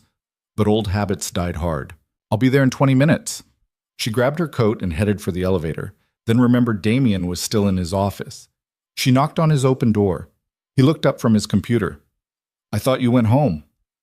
Marcus was in a car accident. The hospital called. They need someone to sign forms. Damien was on his feet immediately. I'm driving you. You don't, Selina, I'm driving you. They didn't speak on the way to the hospital. Damien navigated through evening traffic with focused efficiency, while Selina stared out the window and tried to process what she was feeling. Worry? Yes, despite everything. Anger that she was the one dealing with this. Absolutely. A strange sense of obligation that she couldn't quite shake. Unfortunately, the hospital was chaos. People in scrubs rushing past, overhead pages, the antiseptic smell that all hospitals shared. Selena found the emergency desk and gave Marcus's name. A nurse led her through a maze of curtained exam areas to a room in the back. Marcus was on a bed, looking battered but conscious. His face was bruised. One arm was in a sling. When he saw Selena, something complicated crossed his expression. "You came," he said. "They said you needed someone to sign forms." Selena's voice was flat. "Where's Vanessa?" "I don't know. I called her. She didn't answer." He tried to sit up and winced. "I crashed my car, ran a red light. Other drivers fine, but my car's totaled." "Were you drunk?" "No, just not paying attention." Marcus looked at her properly. "I've been a mess, Selena. This whole thing, the divorce, the fighting, all of it. I can't sleep, can't focus. I keep replaying everything and wondering how it got this bad. You cheated on me. You got another woman pregnant. You filed a false police report. That's how it got this bad." I know I did this. But I never meant for it to go this far. I never wanted to hurt you this badly." His voice cracked. Can we talk? Like actual human beings instead of through lawyers?" Selena wanted to say no. Wanted to walk out and let him figure out his own mess. But he looked genuinely broken. And part of her, the part that had loved him once, couldn't just abandon him completely. "Fine," she said. "Talk. I'm sorry. For all of it. The affair, the lies, everything I've put you through these past few weeks. You deserve better than what I gave you." Marcus closed his eyes. "I don't even know why I did it. Vanessa was just there, available. And things with us had been distant for so long, and I convinced myself it didn't matter, that you wouldn't care." "Of course I cared," Selena interrupted. "I was your wife. I know that now. But in the moment, I got lost. And now I'm here, alone in a hospital, and the person who showed up is the person I destroyed. That's pretty pathetic, isn't it?" "Yeah, it is." Marcus opened his eyes. "Do you think we could try again? Start over? Go to counseling? Work through this properly?" And there it was. The question Selena had been dreading. Part of her had known it was coming. The desperate plea for a second chance. The promise that things would be different. "No," she said clearly. "We can't." "Why not? People work through affairs all the time." "Because I don't want to. Because even if you're genuinely sorry now, that doesn't change what you did. And because I finally realized something important." Selena met his eyes. "I don't love you anymore. Maybe I haven't for a while. Maybe this whole thing just made me face it. But either way, it's over. Really, truly over." Marcus stared at her, and she watched the hope drain from his face. "It's him, isn't it? Your boss. You're in love with him. This has nothing to do with Damien. Don't lie to me. I saw how he looked at you at that Christmas dinner. I saw how you looked at him." Selena felt her patience snap. "You saw me looking at someone who actually paid attention to me while you were off screwing your coworker. So yeah, maybe I noticed that someone else saw me as more than a convenient prop in his life. But that's not why I'm leaving you. I'm leaving you because you made me invisible, and I'm done being invisible." She turned to go. "Selena, wait. Sign your own forms, Marcus. Call Vanessa. Call your lawyer. Call anyone except me. We're done." Damien was in the waiting room reading something on his phone. He looked up when Selena appeared. "How is he?" "Banged up, but fine, and not my problem anymore." She took a breath. "Can we go?" They walked back to the car in silence. Selena felt hollow, like she'd finally said everything that needed saying, and now there was just empty space where anger and hurt used to be. "You okay?" Damien asked once they were on the road. He asked if we could try again, if we could start over. "What did you say?" "I said no. I told him I don't love him anymore." Selena looked out the window. "And I realized while I was saying it that it's true. I don't. I'm angry about what he did, but I don't actually want him back. I just want to move forward." "That's good. That's healthy." "He thinks I'm leaving him for you." Damien's hands tightened slightly on the steering wheel. "Are you?" The question hung in the air between them. Selena turned to look at him, at his profile in the dim light of passing street lamps, and something clicked into place in her mind. "No," she said slowly. "But I think maybe I want to." Damien pulled over, just stopped the car on a quiet side street and turned to face her. "Say that again." "I think I want to. Leave him for you. Except I'm already leaving him, so it's not really for you. It's just She stopped, frustrated with her own inability to articulate what she meant. You've been there for me through all of this. You've seen me at my worst and you didn't run. You made me feel like I mattered, like I was worth fighting for. And somewhere in all of that, I started looking at you differently. Selena, I know the timing's terrible. I know I'm still legally married and going through a divorce and probably a complete emotional mess. I know getting involved with you right now would be complicated and messy, and exactly what Marcus is accusing us of anyway. She met his eyes. But I'm tired of doing what I'm supposed to do and being who I'm supposed to be. So I'm just telling you the truth, and you can do whatever you want with it. Damien looked at her for a long moment. Then he reached out and cupped her face in his hand, thumb brushing across her cheekbone. The timing's terrible, he agreed, and it's going to be complicated. And Marcus is absolutely going to use this against you in the divorce.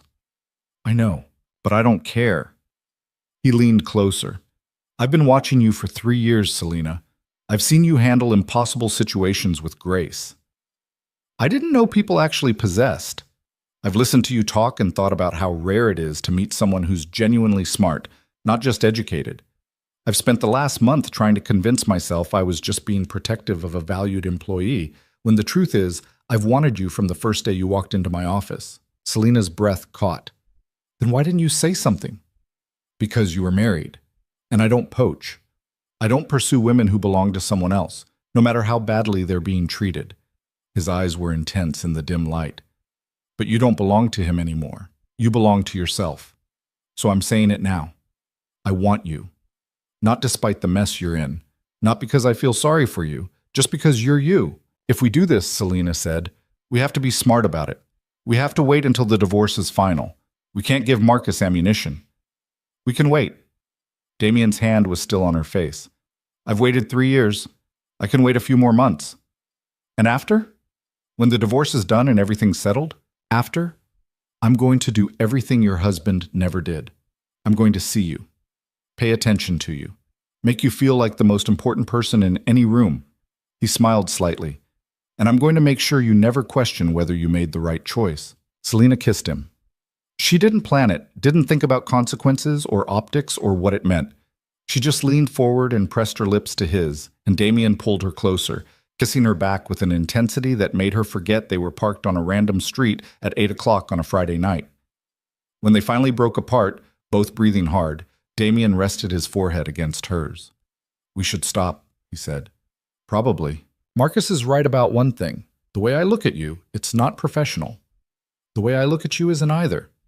Then we have a problem. Or, Selena said, we have something worth waiting for. Damien kissed her again, softer this time. Then he pulled back and put the car in drive. I'm taking you home, he said. Your home. And then I'm going to my home. And we're going to wait until this divorce is final and everything is legal and above board. And then? And then I'm going to take you to dinner somewhere expensive and show you what it's like to be with someone who actually deserves you. Selena smiled despite everything. I'm going to hold you to that. Good. He drove her back to the apartment, walked her to her door like a gentleman from another era, and kissed her one more time before leaving. Selena stood in her quiet apartment and touched her lips, still feeling the pressure of his mouth on hers. The divorce wasn't over. The legal battle would probably drag on for weeks more. Marcus would likely escalate again when he realized she wasn't coming back.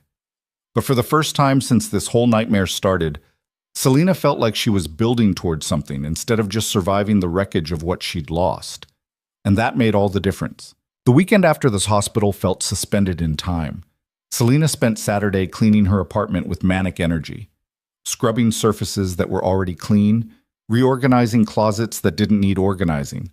Anything to keep her hands busy and her mind from replaying that kiss in Damien's car over and over. Sunday she tried to read, gave up after 3 pages, and ended up staring at her phone. No messages from Marcus. No missed calls. The silence should have been a relief, but instead it felt ominous, like the calm before something worse. Monday morning arrived with gray skies and the promise of rain. Selena dressed carefully, charcoal suit, cream blouse, her good heels. Armor for whatever the week would bring.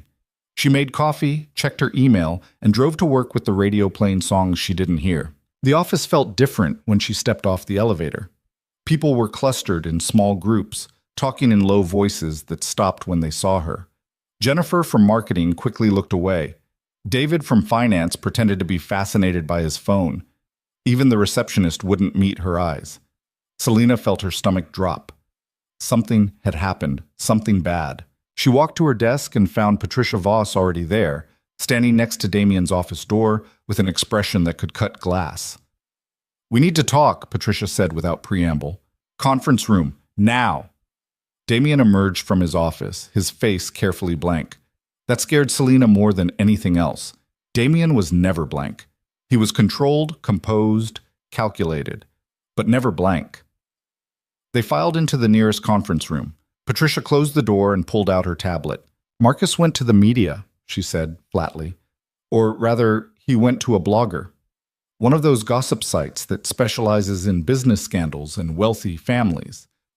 The article went live an hour ago." She turned the tablet so Selena could see. The headline made her vision blur. "Mafia boss and the secretary inside the affair that destroyed a marriage." Selena's hands went cold. "What?" "It's all there. Your relationship with Damien, the apartment, the dinners, your divorce. Marcus is painting himself as the betrayed husband who only made one mistake while you've been carrying on an affair with your boss for months." Patricia's voice was tight with fury. He's also heavily implying that Damien's business connections are less than legal. Lots of vague language about rumors and whispers and what people say to avoid actual libel. "But we didn't." Selena looked at Damien, whose expression had gone from blank to arctic. "Doesn't matter," Patricia said. "The story's out there now. It's getting shared. People are commenting. Some of your coworkers have already been contacted for quotes." "What did they say?" "Most refused to comment. A few said you and Damien have always been professional. One person, Jennifer Davis, said she'd noticed you two spending a lot of time together lately and that it seemed inappropriate for a boss and his assistant." Patricia grimaced. "That's the quote that's getting traction." Selena sank into a chair. This was a nightmare. A public, viral nightmare that would follow her forever. Everyone would believe it. Everyone would assume she'd been sleeping with Damien all along, that the divorce was her fault, that Marcus was the victim. "Can we sue?" she asked. "For defamation or libel or something? We could try." But truth is a defense, and he's been careful. He's not saying you definitely had an affair. He's just asking questions, sharing his feelings, expressing his hurt. Patricia's jaw was tight. "It's calculated. His lawyer probably wrote half of it." "So we do nothing? We just let people believe this?" "No. We issue a statement. Clean, professional, factual. We deny the affair. We point out the timeline, that you're still technically married, that the divorce is ongoing, that Marcus is trying to manipulate public opinion." Patricia looked at Damien. "But we need to be strategic. If we push too hard, it looks defensive. If we don't push hard enough, silence becomes confirmation." Damien had been quiet through all of this, standing by the window with his hands in his pockets. Now he turned to face them. "The article mentions my alleged connections to organized crime," he said, his voice dangerously soft.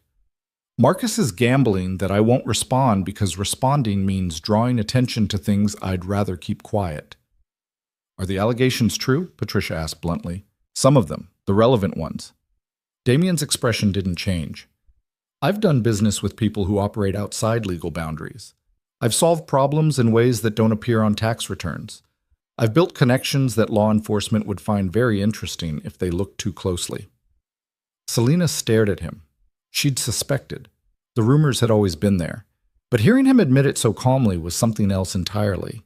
"Then we have a problem," Patricia said, "because if you defend yourself too aggressively, Marcus might actually have evidence to back up his claims. And if he does, he doesn't have evidence. He has rumors and speculation. But if I come down too hard, he'll go looking for actual evidence, and he might find it." Damien walked to the table and leaned against it. "So we don't defend me. We defend Selena. We make this about her character, her professionalism, her right to end a marriage without being dragged through the mud by a man who cheated on her." "And what about you?" Selena asked. "You're just going to let him trash your reputation?" "My reputation can handle it. I've been dealing with these whispers for years. One more article isn't going to change anything." Damien met her eyes. But you're different. You've worked hard to build credibility in this industry. I'm not going to let Marcus destroy that because he's angry about losing you. This is my fault, Selena said quietly. If I hadn't kissed you. If you hadn't kissed me, he would have found some other angle. Men like Marcus always do. Damien's voice was firm. This isn't on you. This is on him for being vindictive, and it's on me for not being more careful. Patricia cleared her throat. Here's what we're going to do. We draft a statement from Selena categorically denying the affair and stating the facts. That she discovered her husband's infidelity, that she filed for divorce, that she's been living separately for weeks. We don't mention Damien except to say that he's been a supportive employer during a difficult time, which is perfectly normal and appropriate. What about my statement? Damien asked. You don't make one. Not yet. If you respond, you legitimize the claims. Better to let your lawyers handle it quietly behind the scenes. Patricia started typing on her tablet. I'll have a draft in an hour. In the meantime, Selena, you need to avoid talking to anyone about this. No social media, no responding to messages, nothing. What about work? Selena looked around the conference room, suddenly aware of how exposed she was. Everyone out there has read that article. They're all going to assume. Let them assume, Damien said. You've done nothing wrong. You show up, you do your job, you act like none of this touches you. That's the best response. I don't know if I can do that. Yes, you can. He held her gaze. You're stronger than you think. You've proven that over and over these past few weeks. Patricia stood up. I need to make some calls. Selena, go home. Take the day. Come back tomorrow when we have a plan in place. I'm not running away. You're not running. You're being strategic. There's a difference. Patricia's expression softened slightly. Trust me on this. Going out there right now while people are reading that article and forming opinions isn't going to help anyone. Selena wanted to argue, but she was too tired, too overwhelmed. She nodded and stood up, gathering her things with mechanical precision. Damien walked her to the elevator. They didn't speak until the doors closed and they were alone. I'm sorry, he said. This is exactly what I was trying to avoid. You didn't do anything wrong. Neither did you, but we're both paying for it anyway. The elevator descended smoothly. Patricia's right, though. This will blow over. Scandals always do. Something else will happen, some other story will take attention, and people will forget. Will they? Selena looked at him. Or will I always be the woman who slept with her boss to get ahead? You didn't sleep with me. They don't know that, and even if I tell them, they won't believe me. The story's too good, too tidy. Betrayed husband, cheating wife, powerful boss with shady connections. It's like something out of a movie. The elevator reached the parking garage. Damien held the door open but didn't let her leave. Selena, look at me. He waited until she met his eyes. I know this feels impossible right now.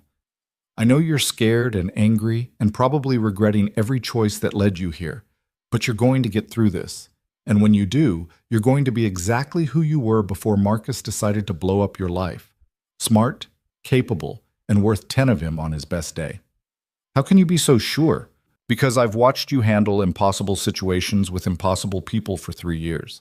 This is just one more impossible situation, and you're going to handle it the same way you handle everything else, with more grace than anyone has a right to expect.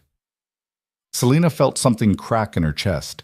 Before she could stop herself, she stepped forward and wrapped her arms around him. Damien hesitated for half a second, then hugged her back, solid and warm and steady. I'm going to fix this, he said quietly into her hair. I promise you, I'm going to fix this. How? You let me worry about that. They stood there for another moment, then separated. Selena wiped her eyes and tried to pull herself together. Go home, Damien said gently. Read a book, take a bath, do something that has nothing to do with any of this. I'll call you later. Selena drove home on autopilot, her mind spinning. The article would be everywhere by now. Her name, her face, her entire life exposed for public consumption. People she'd never met forming opinions about her character, her choices, her worth as a human being.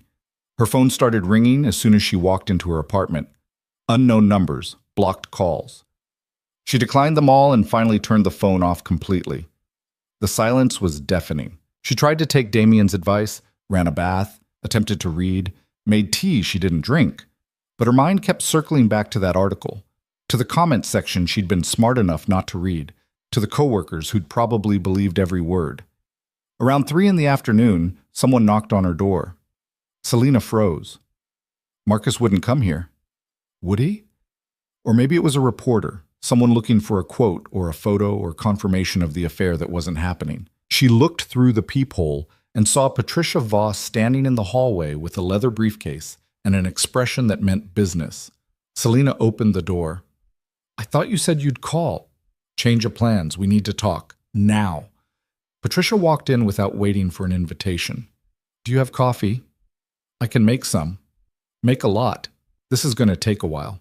They sat at Selena's small dining table with coffee and the tablet showing that horrible article. Patricia pulled up a separate document, a legal brief, dense with text. I've been doing research, Patricia said. Marcus's lawyer made a mistake. A big one. That article contains several statements that are demonstrably false and defamatory. Specifically, the part where Marcus claims you've been receiving expensive gifts from Damien. You haven't. You're paying market rate rent. That's documented. So we can sue. Better, we can threaten to sue, which will force them to retract or face actual legal consequences. Patricia's smile was sharp. But there's more. I had a friend in forensics look at Marcus's financial records, the ones we pulled during discovery. There are some transactions that don't add up. Money moving from the joint account into his personal account, then immediately out to a third party. Consistent amounts, regular timing. What does that mean?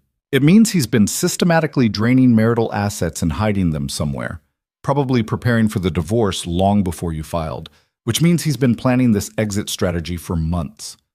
Patricia looked up from the tablet. It also means he's committed fraud, actual prosecutable fraud. Selena set down her coffee cup before she dropped it. You're sure? I'm sure enough to bring it to a judge. And once I do, Marcus's entire case falls apart. The betrayed husband narrative doesn't work when you're the one who's been stealing from your wife. Patricia's expression was fierce. We can destroy him with this, Selena. Completely destroy him. But I need to know if you want to go that far. What's the alternative? We threaten to expose the fraud and force a settlement. He retracts the article, pays you what you're owed, and disappears quietly. No public trial, no criminal charges, just a clean end to all of this. And if we go to trial, then everything comes out. The affair with Vanessa, the hidden money, his attempt to manipulate the legal system and public opinion. He'll be humiliated, possibly prosecuted, and you'll get everything you deserve in the divorce. Patricia paused. But it'll also keep you in the spotlight longer. More articles, more speculation, more people picking apart your life. Selena closed her eyes. The smart choice was obvious. Take the settlement, end this quietly, move on with her life. But the angry part of her, the part that had been dismissed and lied to and dragged through the mud, wanted to watch Marcus face consequences for once. I want to talk to Damien, she said finally. Patricia nodded. I thought you might. He's why I came in person instead of calling. He needs to understand what exposure means for him too. If this goes to trial and Marcus starts throwing accusations around, some of them might stick. People might start looking more closely at Damien's business dealings. He could face real problems. Have you told him that? Not yet. I wanted to talk to you first. Patricia stood up. Come on, we're going to his house. This conversation needs to happen face to face. Damien's house turned out to be a penthouse in one of the city's most exclusive buildings. All glass and steel and views that probably cost more per month than most people made in a year.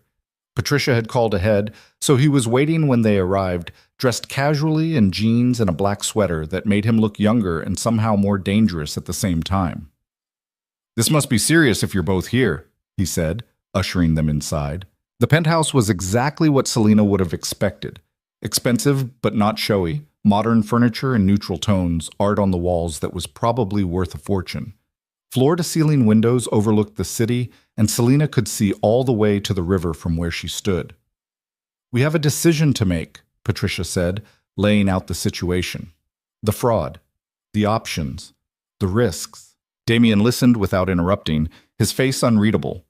When Patricia finished, he walked to the windows and stared out at the skyline for a long moment. You want my opinion? He said finally. I want you to understand what's at stake, Patricia replied. If we push this, Marcus will push back, and he'll push where it hurts. Let him. Damien turned around. I've spent years building a legitimate business empire while keeping my other interests carefully separated. If Marcus wants to accuse me of having connections to organized crime, let him try to prove it. He won't find anything actionable. He looked at Selena. But this isn't my choice, it's yours. You're the one who has to live with whatever we decide. What would you do? Selena asked. If it were you, I'd burn him to the ground. Damien's voice was cold and certain. I don't believe in half measures. You either walk away completely or you make sure the person who hurt you never gets the chance to do it again. That's not helpful, Patricia muttered. It's honest. Damien crossed the room to stand in front of Selena.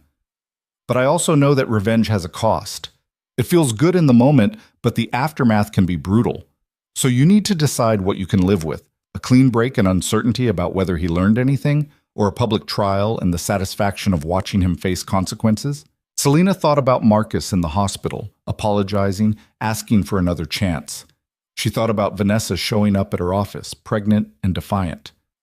She thought about that article, her name plastered across the internet next to words like affair and scandal and mafia boss. She thought about 4 years of being invisible and about finally being seen. I want the trial, she said. I want everyone to know what he did. I want him to face actual consequences instead of just moving on to his next victim like nothing happened. Patricia nodded slowly. You're sure? Because once we file these charges, there's no going back. I'm sure. Selena met Damien's eyes. And if that means they start looking at you more closely, I'm sorry.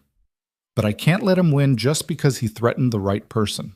He didn't threaten the right person, he threatened the wrong person. Damien's smile was cold. Patricia, file the charges. Let's see how brave Marcus feels when he's facing actual legal consequences. Over the next week, everything exploded. Patricia filed a motion exposing Marcus's financial fraud. The evidence was damning. Bank statements showing systematic transfers, dates corresponding to times when Marcus claimed to be working late, amounts that added up to nearly $70,000 in hidden assets. Marcus's lawyer tried to fight it, claiming the evidence was obtained illegally. The judge disagreed. Discovery was discovery, and Marcus had been required to disclose all marital assets. The fact that he'd hidden some was fraud, plain and simple. The story hit the news cycle.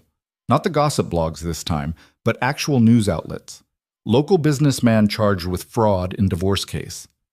The article about Selena and Damien's supposed affair got buried under the new narrative. Cheating husband steals from wife, then tries to paint her as the villain. Public opinion shifted fast.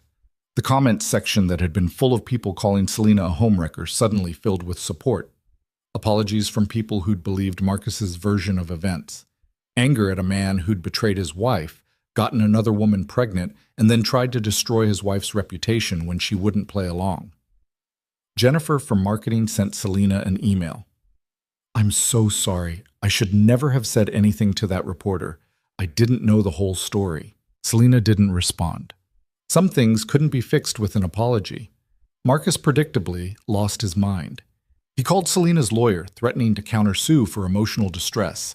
He went back to that gossip blog and gave another interview, this time claiming Selena had manipulated the evidence and that Damien was using his connections to intimidate witnesses. The blogger published it, then got hit with a cease and desist letter from Damien's legal team, so aggressive that the entire article disappeared within hours. He's spiraling, Patricia said during one of their daily check-ins. His lawyer is trying to control him, but Marcus keeps making it worse. At this rate, he's going to end up facing criminal charges on top of the divorce. Good, Selena said, and meant it. The trial date was set for 6 weeks out. Selena spent those weeks in a strange kind of limbo, working, existing, going through the motions of normal life while everything underneath churned with tension. She and Damien maintained careful professional distance at the office, but he called her every night just to check in, just to make sure she was okay. How are you holding up? He asked one evening, 3 weeks before the trial. I'm tired, Selena admitted. She was curled up on her couch with tea and a book she wasn't reading. I'm tired of thinking about Marcus and lawyers and trials. I'm tired of checking the news to see if he said something else terrible. I just want it to be over. It will be soon. And then what? After it's over and the divorce is final and we've both moved on, what happens then? Damien was quiet for a moment. Then I take you to dinner, like I promised. Somewhere expensive. Somewhere Marcus could never afford. and we start over. What if people still believe we've been having an affair this whole time? Then they believe it. We know the truth. That's what matters. Is it? Selena set down her tea. Because I'm not sure the truth matters as much as what people think is true. I could lose my job over this. My reputation. Everything I've worked for. You won't lose your job. I won't let that happen. You can't control everything, Damien. No, but I can control this. His voice was firm. I can make sure you're protected, that you have options, that you're never dependent on anyone's opinion of you for your survival. That sounds like you're planning something. Maybe I am. Damien, trust me, Selena, please. Just trust me for a few more weeks. She wanted to ask what he meant, what he was planning, but she was too exhausted to push. So she just agreed and hung up and tried to sleep without dreaming about courtrooms and cameras and Marcus's face when everything fell apart. The night before the trial, Selena couldn't sleep. She lay in bed staring at the ceiling, running through testimony in her head, imagining every possible scenario. At 2 a.m, she gave up and made tea, settling on the couch with a blanket and the city lights visible through her windows.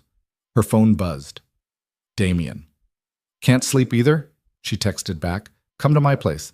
I'll make breakfast. It's 2 a.m. Then I'll make very early breakfast. Selena should have said no, should have maintained the distance they'd been so careful about. But she was tired and scared and didn't want to be alone. She got dressed and drove to his building, taking the private elevator up to the penthouse. Damien met her at the door in sweatpants and a t-shirt, looking more relaxed than she'd ever seen him. I can't believe you actually came, he said. I can't believe you're awake. I don't sleep much. Occupational hazard. He led her to the kitchen, which was larger than her entire apartment. Omelet? Pancakes? I make excellent pancakes. You cook? I do a lot of things people don't expect. He started pulling out ingredients. Sit, talk to me. Take your mind off tomorrow. Selena sat at the kitchen island and watched him work. He moved with the same efficiency he brought to everything else. Precise, controlled, no wasted motion. Within minutes, the smell of cooking butter and vanilla filled the air. Tell me something I don't know about you, Selena said. Damien glanced at her. Like what? Anything. Your childhood, your family, how you ended up running a company and doing whatever else it is you do. He flipped a pancake. My father ran a legitimate import business. My mother was a teacher.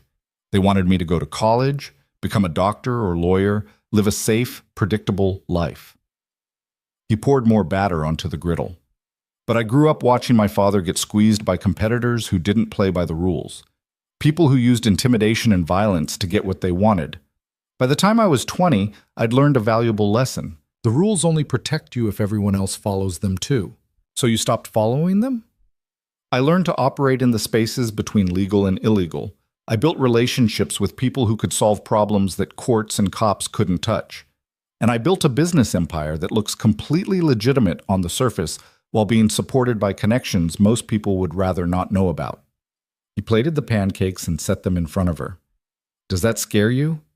A little, Selena admitted, but not as much as it should, probably. Why not? Because you've been more honest with me than my own husband. Because you've never pretended to be something you're not. And because... She paused. Because I think maybe I've been living by other people's rules my whole life, and look where it got me.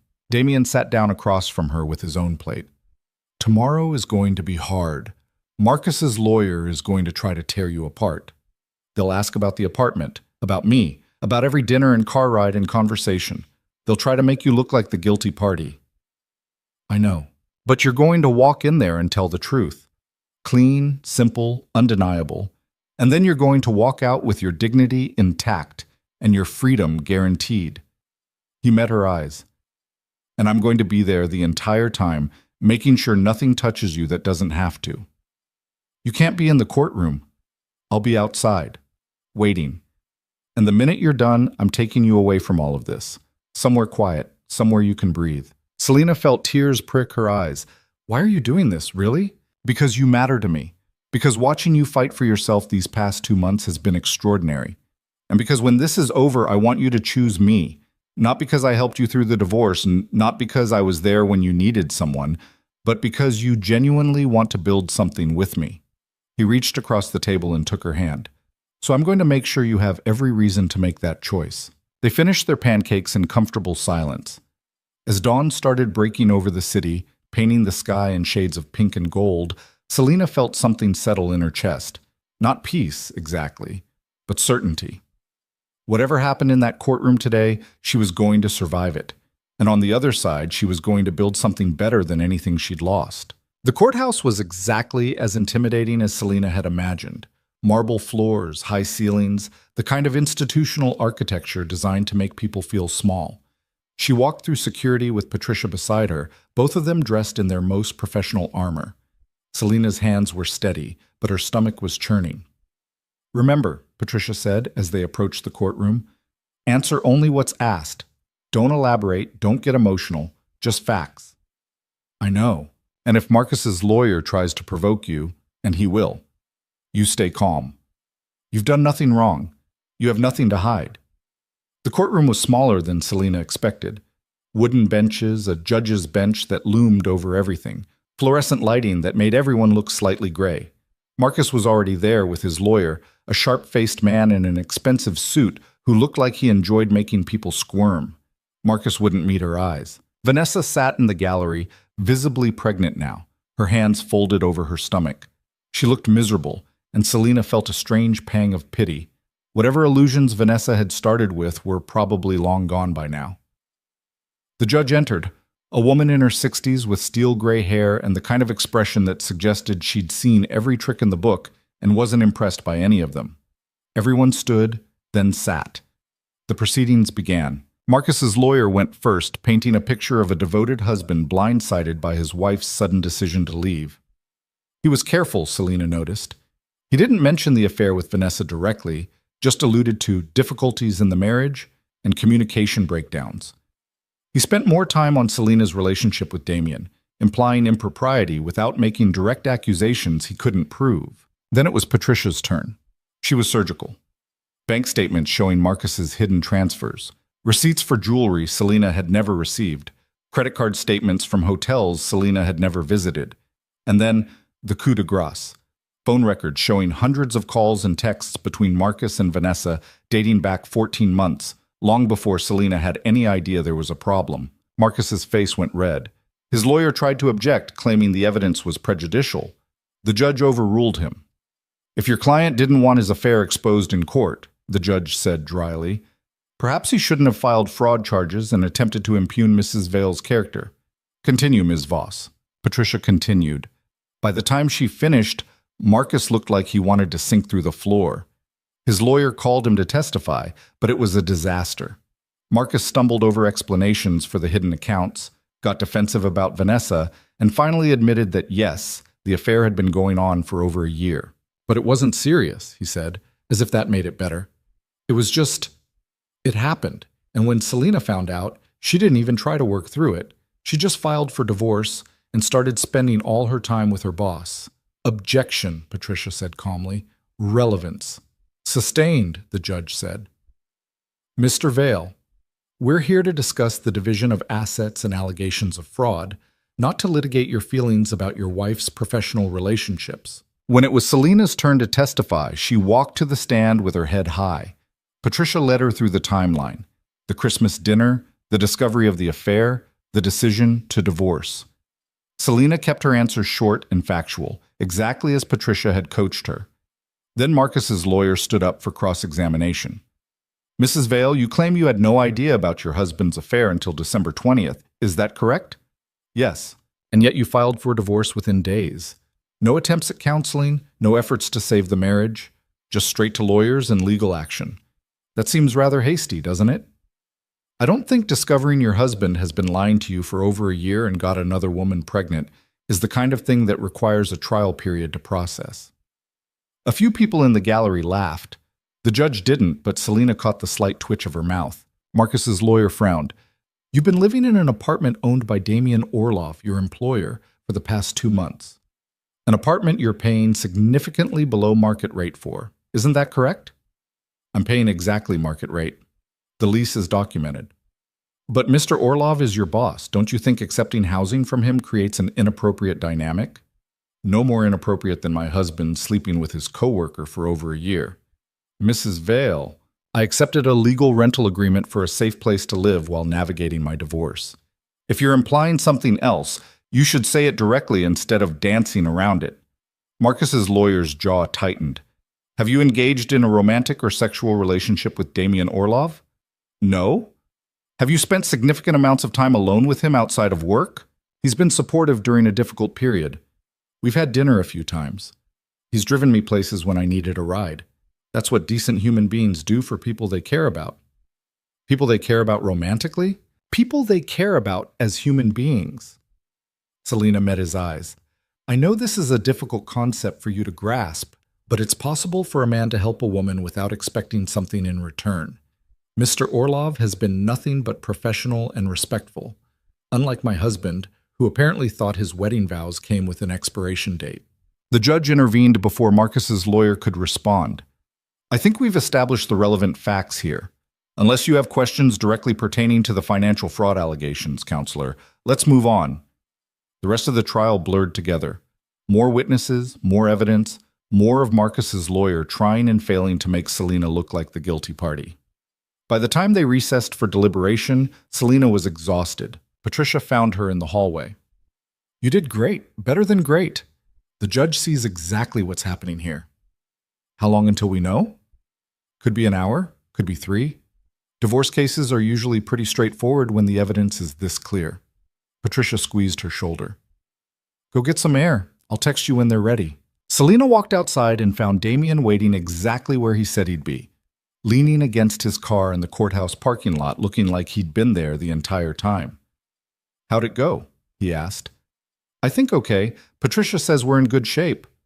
Selena leaned against the car next to him. Marcus's lawyer tried to make it about you and me. It didn't work. What did you say? The truth. That you've been supportive. That we haven't done anything inappropriate. That helping someone going through a divorce doesn't automatically mean you're sleeping with them. She looked at him. I might have also pointed out that it's possible for men and women to have relationships that aren't transactional. Damien smiled slightly. I bet his lawyer loved that. He looked like he wanted to object but couldn't figure out how. Selena closed her eyes and tilted her face toward the weak afternoon sun. I'm so tired of defending myself, of explaining my choices to people who've already decided I'm guilty. I just want this to be over. It will be. Soon. Damien was quiet for a moment. What are you going to do after? When the divorce is final and you're officially free? I don't know. I haven't let myself think that far ahead. Maybe you should start. Selena opened her eyes and turned to look at him. What are you saying? I'm saying you've spent the last 2 months fighting for your life. Once that fight is over, you're going to need something to fight for instead. Damien met her gaze. I'm hoping I might be part of that something. You want to talk about this now, in a courthouse parking lot? I want you to know that when this is done, you have options. You have a future that's yours to build however you want it. He reached out and tucked a strand of hair behind her ear, a gesture so casual and intimate it made Selena's breath catch. And I want to be part of that future, if you'll have me. Before Selena could respond, her phone buzzed. Patricia. They're ready. Come back. The deliberation had taken less than an hour. That was either very good or very bad. Selena and Damien walked back to the courthouse together, and she felt him squeeze her hand once before they separated at the courtroom doors. Inside, everyone was back in their places. The judge looked down at her notes, then up at the room. I've reviewed all the evidence and testimony presented today, she said, and I have to say, this is one of the more clear-cut cases I've seen in quite some time. Mr. Vale, you engaged in a lengthy extramarital affair, systematically hid marital assets, and then attempted to paint your wife as the unfaithful party when she quite reasonably decided to end the marriage. That's not just dishonest, it's fraudulent. Marcus's face was white. His lawyer looked resigned. The divorce is granted, the judge continued. Mrs. Vale is awarded 70% of all marital assets, including the hidden accounts Mr. Vale attempted to conceal. She is also awarded 18 months of alimony at a rate commensurate with her current standard of living. Mr. Vale will pay all court costs and legal fees for both parties. Patricia didn't smile, but Selena could feel the satisfaction radiating from her. Additionally, the judge said, I'm referring the matter of financial fraud to the district attorney's office for potential criminal prosecution. Mr. Vale, you may want to consult with a criminal defense attorney in the near future. She banged her gavel. We're adjourned. The courtroom erupted in quiet chaos. Marcus's lawyer was already on his phone, probably trying to do damage control. Marcus himself looked like he'd been hit by a truck. Vanessa was crying in the gallery, though whether from relief or stress or just hormones, Selena couldn't tell. Patricia grabbed Selena's arm. We won. We won everything. I heard. You don't look happy. I am. I think. I'm just... Selena shook her head. I'm tired. Can we do the celebration later? Of course. Go home. Rest. I'll handle the paperwork and get you copies of everything. Selena walked out of the courtroom in a daze. She'd won. The divorce was final. Marcus was facing potential criminal charges. She'd gotten more than she'd asked for, so why did she feel so hollow? Damien was waiting in the hallway. He took one look at her face and pulled her into his arms without asking. Selena let herself lean into him, breathing in the familiar scent of his cologne, feeling the solid warmth of him. Let's go, he said quietly. Somewhere you don't have to think about any of this for a while. He drove them out of the city, away from the courthouse, and the lawyers, and the weight of the past 2 months. They ended up at a small inn about an hour north, the kind of place that catered to people who wanted to disappear for a weekend. Damien had apparently called ahead because they were expected.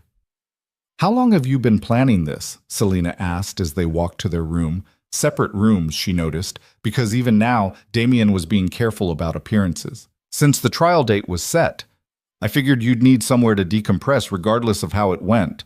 He unlocked her door and handed her the key. Rest, shower, whatever you need. I'm right next door if you want company, or if you'd rather be alone, that's fine too. Selena looked at the room, comfortable, clean, anonymous, in the way hotel rooms always were. Then she looked at Damien. I don't want to be alone, she said. Something in his expression shifted.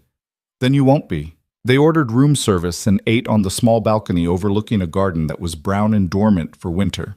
The food was good, the wine better. Selena felt the tension slowly draining from her shoulders. I keep waiting to feel different, she admitted. The divorce is final. I won. Marcus is going to face consequences. But I don't feel like celebrating. I just feel empty. That's normal, Damien said. You've been running on adrenaline and anger for weeks. Now that the fight's over, you're left with the aftermath. It'll take time to figure out what comes next. What did come next for you? When you walked away from your father's business and started building your own empire? Honestly, I was terrified. I had no idea if any of it would work. I just knew I couldn't keep living by someone else's rules. He swirled the wine in his glass. Turned out the fear was useful, kept me sharp, kept me from getting comfortable. Are you comfortable now? No, but I'm successful, and I'm in control of my own life. That's worth more than comfort. Selena set down her glass. I need to tell you something. Okay. When I was testifying today, Marcus's lawyer asked if I had feelings for you, if we were having an affair. And I said no, because technically we're not. But that answer felt like a lie. She met his eyes. Because I do have feelings for you. I have for a while now. And I don't know what to do with that. Damien was very still. What do you want to do with it? I want to stop pretending. I want to stop being careful about how things look or what people will think. I want to just be honest about what I want. Selena stood up and walked to where he was sitting. What I want is you. Not because you helped me through the divorce, not because you were there when I needed someone, but because you're the first person in years who made me feel like I mattered, like I was worth paying attention to. Damien reached out and pulled her onto his lap, one hand cupping her face. You matter. You've always mattered, and I've been trying very hard not to rush you into anything before you were ready. I'm ready now. He kissed her then, deep and intense, and nothing like that first kiss in his car. This was a promise, a beginning, the start of something that didn't have to be careful anymore. When they finally broke apart, both breathing hard, Damien rested his forehead against hers. We should probably slow down, he said, though his hands stayed exactly where they were. Probably, Selena agreed, but I don't want to. Neither do I. He stood up, lifting her with him in one smooth motion. Your room or mine? I don't care. Closest one. They made it to his room, barely. And for the first time in months, Selena felt like she was exactly where she was supposed to be. The next 3 months passed in a blur of reconstruction. Selena moved out of the apartment Damien owned and into a place that was entirely hers. A loft downtown with exposed brick and huge windows and rent she could actually afford on her salary. The divorce settlement gave her breathing room, but she didn't want to rely on Marcus's money. She wanted to build something independent. Damien was careful about their relationship at work. They maintained professional boundaries in the office, separate meetings, no obvious favoritism. But after hours was different. Dinners, weekends, late-night conversations that stretched until dawn. Selena learned the parts of him he didn't show anyone else. The sharp intelligence, the dry humor, the fierce protectiveness that extended to the people he cared about. She also learned about his other business. The connections he maintained, the problems he solved in ways that didn't involve courts or lawyers. It should have bothered her more than it did. But she'd spent her whole life following rules that hadn't protected her from anything. And watching Damien operate in the spaces between legal and illegal felt like watching someone who'd figured out how to actually control their own destiny. Marcus disappeared from public view after the trial. Patricia heard through the legal grapevine that he'd taken a plea deal on the fraud charges, probation, restitution, community service. Vanessa had the baby, a girl. They got married in a small ceremony with no announcement. Selena saw the wedding photo on social media and felt nothing except mild curiosity about whether they'd actually make it work. 6 months after the divorce was finalized, Damien took Selena to dinner at the most expensive restaurant in the city. She wore a dress she'd bought specifically for the occasion, emerald green, fitted, the kind of thing the old Selena would have been too cautious to choose. "You look extraordinary," Damien said when he picked her up. "I feel extraordinary, that's new." The restaurant was everything she'd expected.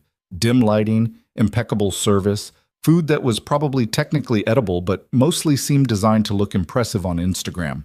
They ordered wine and appetizers and settled into the comfortable rhythm they'd developed over months of nights like this. "I have something for you," Damien said after their entrees arrived. "If it's jewelry, I'm going to be annoyed. We talked about this." "It's not jewelry." He pulled an envelope from his jacket pocket and set it on the table. "Open it." Inside was a letter. Selena scanned the first few lines and looked up in confusion. "This is an offer letter for Director of Strategic Operations at Orloff Industries." "It is." "Damien, we can't. If I take a promotion from you while we're together, people will talk. They'll say I slept my way into the position." "Let them talk. You've been doing the work of a director for 3 years while being paid as an assistant. This isn't a gift. It's recognizing what you've already earned." Damien leaned forward. "I had HR conduct a full review of your performance independently. Every metric they looked at supported the promotion. Your work speaks for itself." Selena stared at the letter. Director. A title. Real authority. The kind of position she'd dreamed about but never quite believed she deserved. "Why now?" she asked. "Because you're ready. Because you've proven yourself 100 times over. And because I'm tired of watching you downplay your own competence." He paused. "Also because I'm planning to step back from day-to-day operations over the next year, and I need someone I trust running things." "Step back? To do what?" "To focus on other projects. Things that require my attention, but don't fit neatly into corporate structure." Damien's expression was carefully neutral. "I'm building something new. A foundation that helps people who fall through the cracks of traditional support systems. Women leaving abusive marriages. People being squeezed by predatory lenders, immigrants facing deportation, the kind of situations where the legal system fails and people need alternative solutions." Selena set down her fork. "You're going to use your connections to help people. I'm going to use my connections to solve problems that courts can't or won't touch. And I want you involved, not running it. I need you at Orlov Industries for that to work, but helping me build the structure, using your strategic mind to figure out how to do this effectively." "That's ambitious. I know, but I've spent years operating in the shadows helping people who could pay for it. I'd like to spend the next few years helping people who can't." He reached across the table and took her hand. "You showed me something these past months. You showed me what it looks like to fight for yourself, even when everything is stacked against you. And I realized I want to give other people that same chance." Selena felt tears prick her eyes. "When did you become such an idealist?" When I watched you refuse to let a man who betrayed you define your worth, it was inspiring, honestly. She laughed, slightly watery. So I take the promotion, you build your foundation, and we both become better people. Is that the plan? That's the plan. What do you think? Selena looked at the offer letter, then at Damien, then at the life she'd somehow managed to build from the wreckage of her marriage. 6 months ago, she'd been sitting alone at a Christmas dinner, making excuses for a husband who wasn't coming. Now she was being offered everything she'd worked for, with someone who actually saw her. I think I spent a long time believing I had to earn love by being perfect, by following rules and meeting expectations and never asking for too much. She squeezed his hand. And then I met you. And you showed me that the people worth having in your life don't need you to be perfect. They just need you to be honest. Is that a yes to the promotion? It's a yes to everything. The promotion, the foundation, this, us. She smiled. All of it. Damien raised his wine glass. To new beginnings. To finally getting what we deserve. They clinked glasses, and Selena felt something settle in her chest that she hadn't felt in years. Not happiness, exactly. Something deeper and more solid than that. Certainty. The bone-deep knowledge that she was exactly where she was supposed to be, with someone who would never make her invisible. A year after the Christmas dinner that changed everything, Selena stood in the conference room of Orlov Industries and looked out at the city spread below. It was late December again. The holiday party was happening on the floor below, and this time she wasn't waiting for anyone who wasn't coming. Damien appeared in the doorway, holding 2 glasses of champagne. "You're missing your own party," he said. "Our party. I'm a director now. Half of this is my responsibility." "True." He handed her a glass and stood beside her at the window. "What are you thinking about?" "A year ago, I was in a marriage that was killing me slowly, and I didn't even know it. I was making excuses for someone who didn't value me. I was small and scared, and convinced that asking for more was selfish." Selena took a sip of champagne. "Now I'm running strategic operations for a multi-million-dollar company, helping you build a foundation that's going to actually change lives. And I'm with someone who makes me feel powerful instead of small. It's been a strange year." "Strange good or strange bad?" "Strange good. Definitely strange good." She turned to face him. "Thank you. For seeing me when I couldn't see myself. For helping me fight when I wanted to give up. For showing me what it looks like to be with someone who's actually on your side. You did the hard work yourself. I just made sure you had what you needed to do it." "That's not nothing. That's everything." Damien set down his glass and pulled her close. "I love you. I don't think I've said that clearly enough. But I do. I love your intelligence and your strength and the way you refuse to back down when something matters to you. I love that you've turned yourself into exactly who you were always supposed to be." "I love you too." Selena kissed him softly. "Even though you're secretly a romantic pretending to be a pragmatist. That stays between us, obviously." They stood there at the window, looking out at the city lights, and Selena thought about the journey that had brought her here. The pain of betrayal, the terror of starting over, the slow, difficult work of rebuilding a life from nothing, and the unexpected gift of finding someone who wanted to build something with her instead of just watching her struggle alone. She'd learned something important over the past year. That strength wasn't about never breaking. It was about breaking and choosing to rebuild yourself better than before. That love wasn't about finding someone perfect. It was about finding someone who saw your flaws and wanted you anyway. That power wasn't something you took from other people. It was something you claimed for yourself and used to make space for others to do the same. Marcus had tried to destroy her. Instead, he'd freed her to become someone she never could have been while trying to be the perfect wife. Vanessa had helped him do it. And in the wreckage of that betrayal, Selena had found Damien, not as a rescue, but as a partner who met her exactly where she was and helped her become who she wanted to be. The foundation was already making a difference.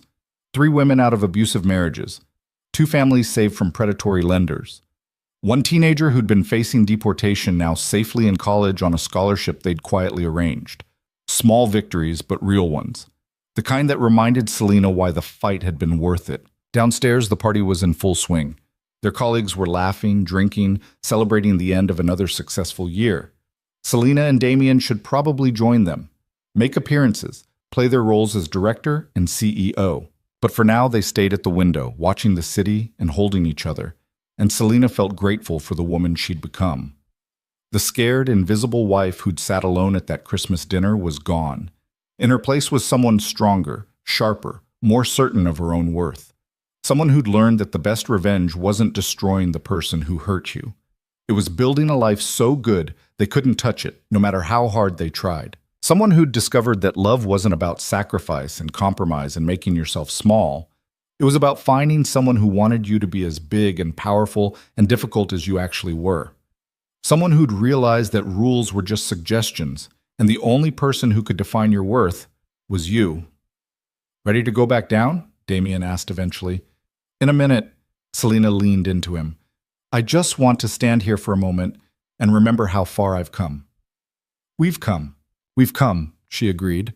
And standing there in that conference room, with the man who'd helped her find herself and the city that had tested her and broken her and ultimately made her stronger, Selena finally understood what freedom felt like.